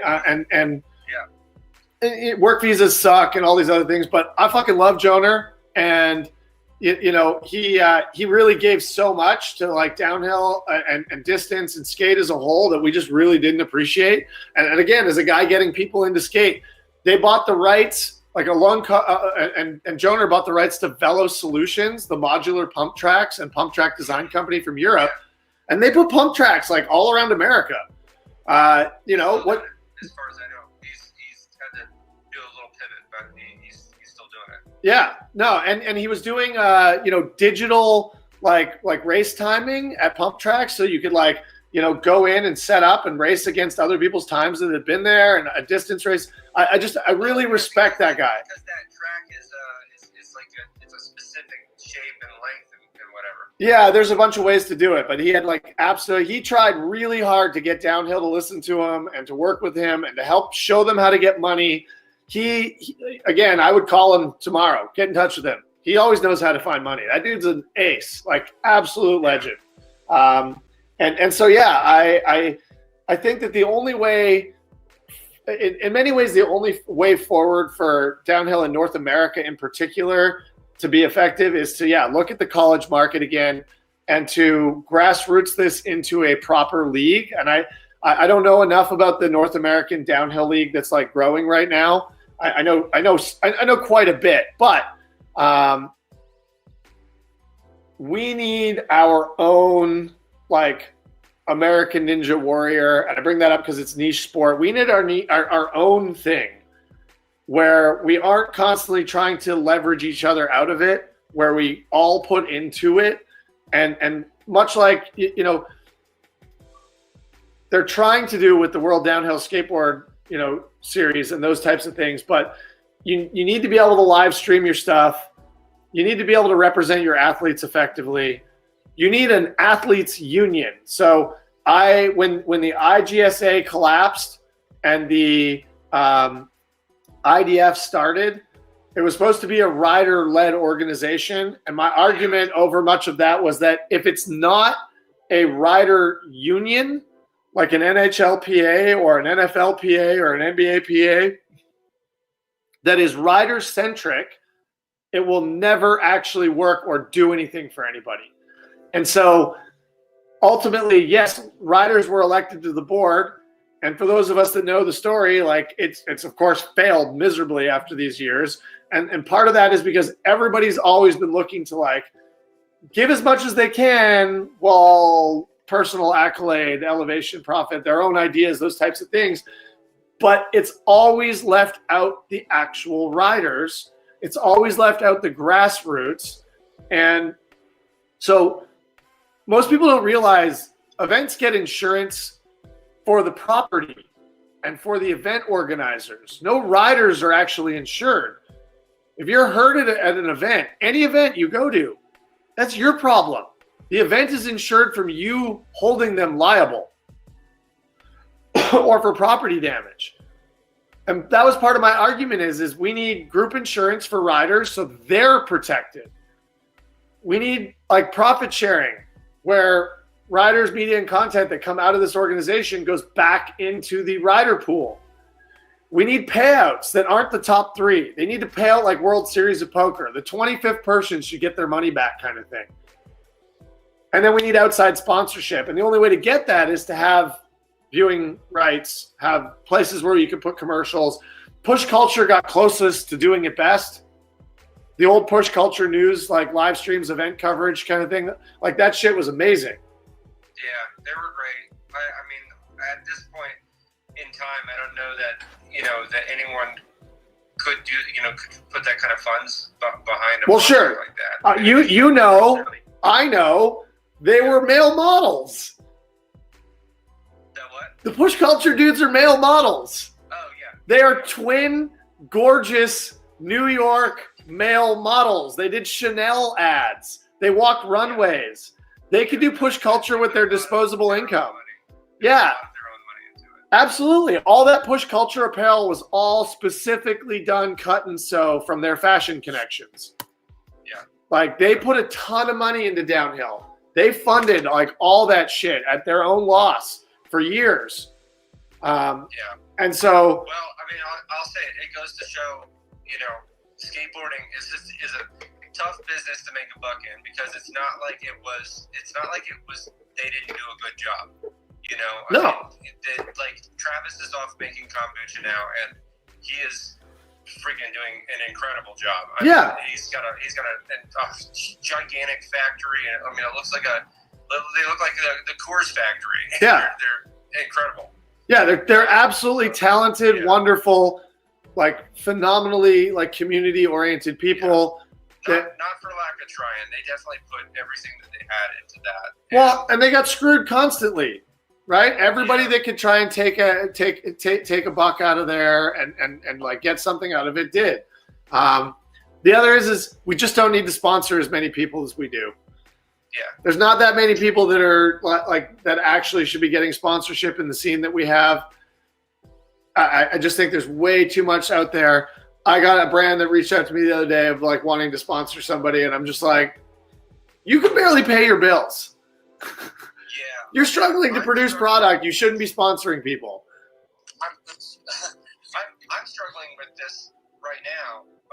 Just with, I am getting so many event sponsorship requests, and I mean, like, my inbox is full of them. And at this point, it's become so overwhelming that I'm like, I know, obviously, like, we're doing Danger Bay, right? Like, that was very important. And also, like, Stryker doesn't send you an email. Like, Stryker, he sends you an email, and then he follows it up with three phone calls, and he's going to have that conversation. He makes it happen. Yeah. So, it's impossible to say no to Stryker, or it's impossible to let that, sink to the bottom of my inbox, never to be seen again.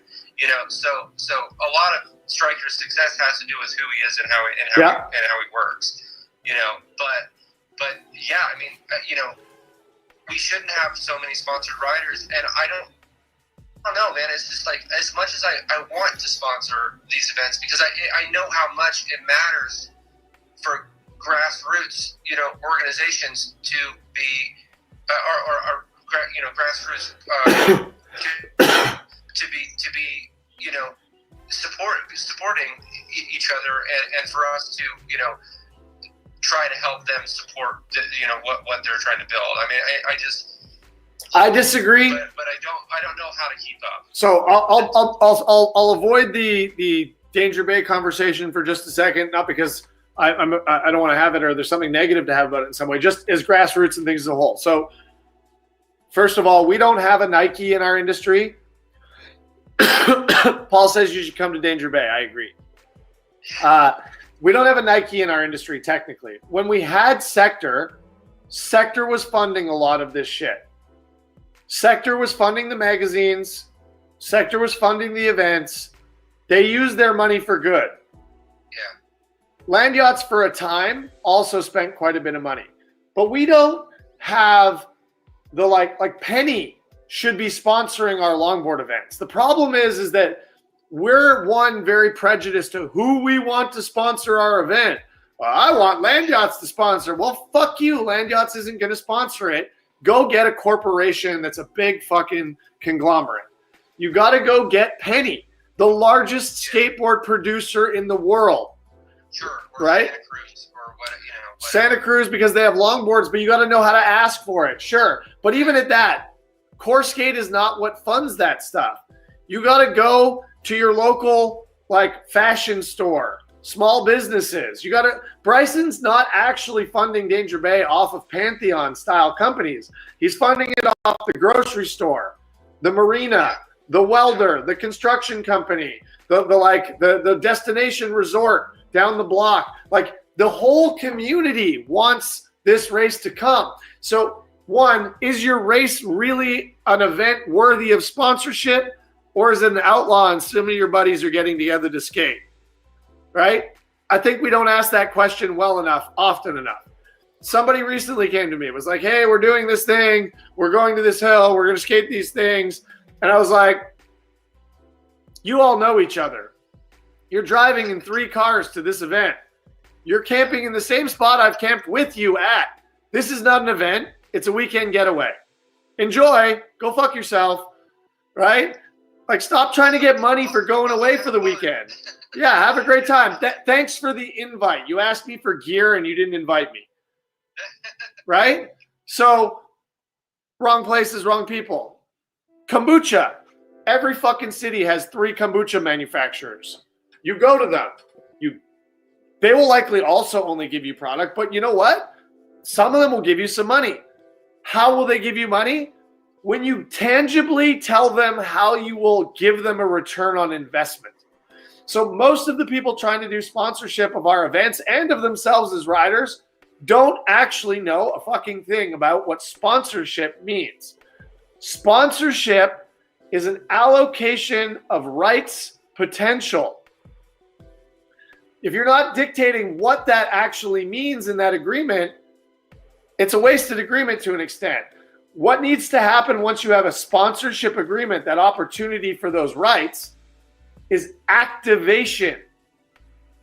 Brands like Red Bull don't sponsor an event so that their brand is on the event. That's one tiny piece of it, brand recognition. But at this point, nobody fucking needs to be reminded of who Red Bull is. What they want to do is they want to activate. They want to be there to give you a buy one, get one free Red Bull card, which gets you to the store and buy something, because they still make money off of buying that one Red Bull, but you also drink it and try it and be disposed. If you don't drink Red Bull, you now might use that coupon. But they want to activate to then use that relationship with that sports event, team, whatever, to use it for their own media content and production. So if you can't get sponsorship for yourself or your event, you're selling it wrong. You got to go to that local grocery store and you got to ask them for gift cards for your podium and for toss out to your community. Not all of it's just a money gift card where they get something free, and the other is the total can't be a very high value. So like you can, like, you want people to like go and use that gift card that's just about to get something for free, right? So if Zealous are $21.99 and the gift card you got at the event for FlatSpot is $20, I mean, we're going to generally just give you the bearings kind of thing, but you're going to now spend $199. Well, the other is how many people are just getting a set of bearings.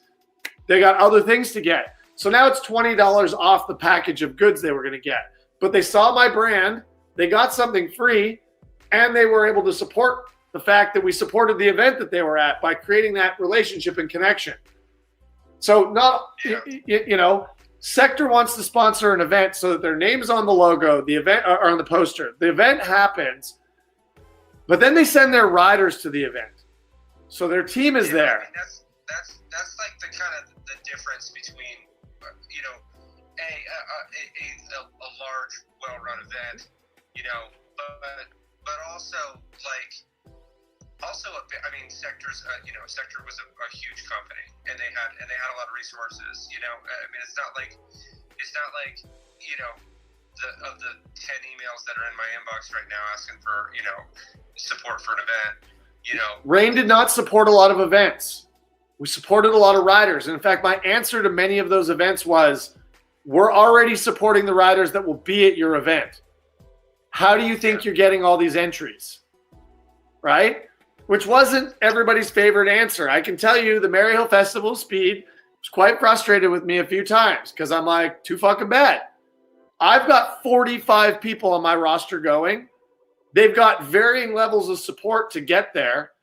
They got to have gear. They got to have their entry. I'm going to feed them. They need camping. Like, how do you think there's 350 fucking people signed up to your event? Our brands are all doing that, and I don't have enough to pay for your event and support all these riders and do those things. Like you got to pick or choose. If you want me to support your event with sponsorship, I need these 10 rider entries free as a result of that. So I'm big brand A, and I go to the Vancouver Canucks, and I want my logo on center. I get a box for that. I get a luxury suite for my sponsorship. It's part of the deal so that I can bring my wife or girlfriend, sometimes both, right? I can bring my golf buddy. I can reward the guy in shipping because he won the staff contest. I can bring that new client and show off, right? Yeah, I mean, I will say what I'm hearing from you, you sound a bit like you're talking about companies from 2013, and obviously there were 5 or 6. No, what I'm saying is nowadays you shouldn't be supporting, you can't afford to support 30 events, but you could. Yeah, no, I mean, honestly, the biggest issue for me is time.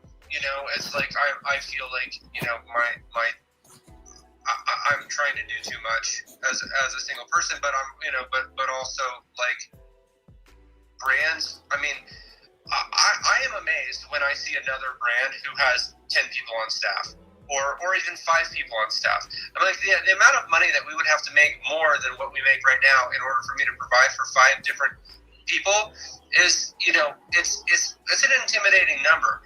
And I also feel like Pantheon as a brand is very successful. I mean, everyone knows our brand. As far, whatever. Everyone in core knows our brand. So maybe that's not hitting that next level, but that I just it is tough for me to even like put it together about like what would it look like when we are offering the type of support that you're kind of talking about with paying for riders entries and travel and No, not travel. I didn't say travel. I didn't say travel. So I mean, we've paid for entries before. It's not like we've never paid for entries. I've paid for entries. But we don't like. Honestly, usually it's like people like Chase, our top riders, Mitch, Chase, Kenny. They're rarely are they ever asking me for entry money. Yeah. It's usually the people on that next tier down. Yeah. And it's I don't know exactly what that is. Maybe they have other sponsors that are taking care of that. It could be that. But even entries is a big ask for a brand because they add up so much, Absolutely. No, it's no small feat, but I just think that you don't have the capacity, sure, whether that's your own time ability to like manage all of that or the cost of doing it, but how do you support events? And so one of the things is that, I said a long time ago, even as an event like organizer now, when I do say, for example, City Fest, I don't want a lot of hard goods. I want you to activate your brand with t-shirts and hats and stickers, get your brand out there. Giving away product doesn't necessarily add value to your brand. In fact, it can detract from the value of your brand because everybody wants to get it for free. They want to get it from an event or they expect to get it at an event. Yeah. The other is, like I said, not all events really need prizes. Why the fuck do we need a prize at every goddamn event? My prize going to events when I was a kid was that I got orange slices. I just don't understand. We're not creative. Yeah, everything is like somehow like product motivated. If you're only coming to this event for the product you might win at it, don't come. But brands shouldn't be giving away their hard goods. When you go to a major event and skis are given away, that's like, for a ski event or so, like that's rare. They give away stomp pads with their brand on it. They give away key fob like chains. Like go make 1,000 branded Pantheon lanyards and send those to the event that asks for sponsorship. Don't send them product. Yeah. Send them anything but product. Make Pantheon lighters, right? Make lanyards, make shot glasses, make whatever China makes for $1 or less that's hot that month. Or your local branding site. Yeah, you know what I'm saying? But like your local branding company, that does imprinting around you. Whatever they're clearing out. So that's what I started doing with Rayne at first, right? And that's where a lot of it came from is, what events wanted from us? They didn't want money or hard goods even half the time. They wanted Rayne motherfucking Longboard stickers. Sure, yeah. Send me a roll of stickers. I'll be happy. Yeah, sure, no problem. Right? Like, they wanted Rayne motherfucking Longboards t-shirts. They wanted our upcycle products, our foot stops, our belt buckles, our whatever. And that was part of why we were making them out of our garbage. So, what can Pantheon be doing, right? Like anything but, make tools. You want consumables. You want shit that they're going to lose or destroy in the next, like... Or that someone's going to steal. Yeah, or steal, like, in the next 6 months. Yeah. Yeah, go. So yeah. Or some kind of, like, trophy memorabilia, like the gold spray paint pile of wheels that, Mike's talking about. Like, I just think that we're not overly creative. I think that we got into a habit of sending out product. I think that a lot of that was spearheaded by Muirskate and Scott and the downhill discos, right? If you remember, Scott really organized like this one. It started off as like a once a year and then became a series as the scene grew. But Scott would literally roll up with a U-Haul full of product. The other is a lot of the product that was being given away, honestly, was like seconds and NFG stuff. And that wasn't necessarily paid attention to either. So when you're land yachts and you're making boards, you know, you end up with like 10% NFG. That stuff gets sent to events. Sure. No, we usually send like, you know, board one decks or whatever. Yeah. No, I mean, even then, it's like the shipping adds up, or just the time. I mean, honestly, the biggest thing that I struggle with day to day is just time management. You know, and making sure all our orders are out, answering customer service emails, trying to be active on fucking Reddit and Facebook, and you know, it's just like, I would love to have somebody, you know, or 5 people, you know, in here working with us, but it's just like, I just find it terrifying. I mean, the concept of like having to force that type of growth feels to me like how all these other brands have gone out of business over time. Yeah, for sure. And so the like, that's the thing.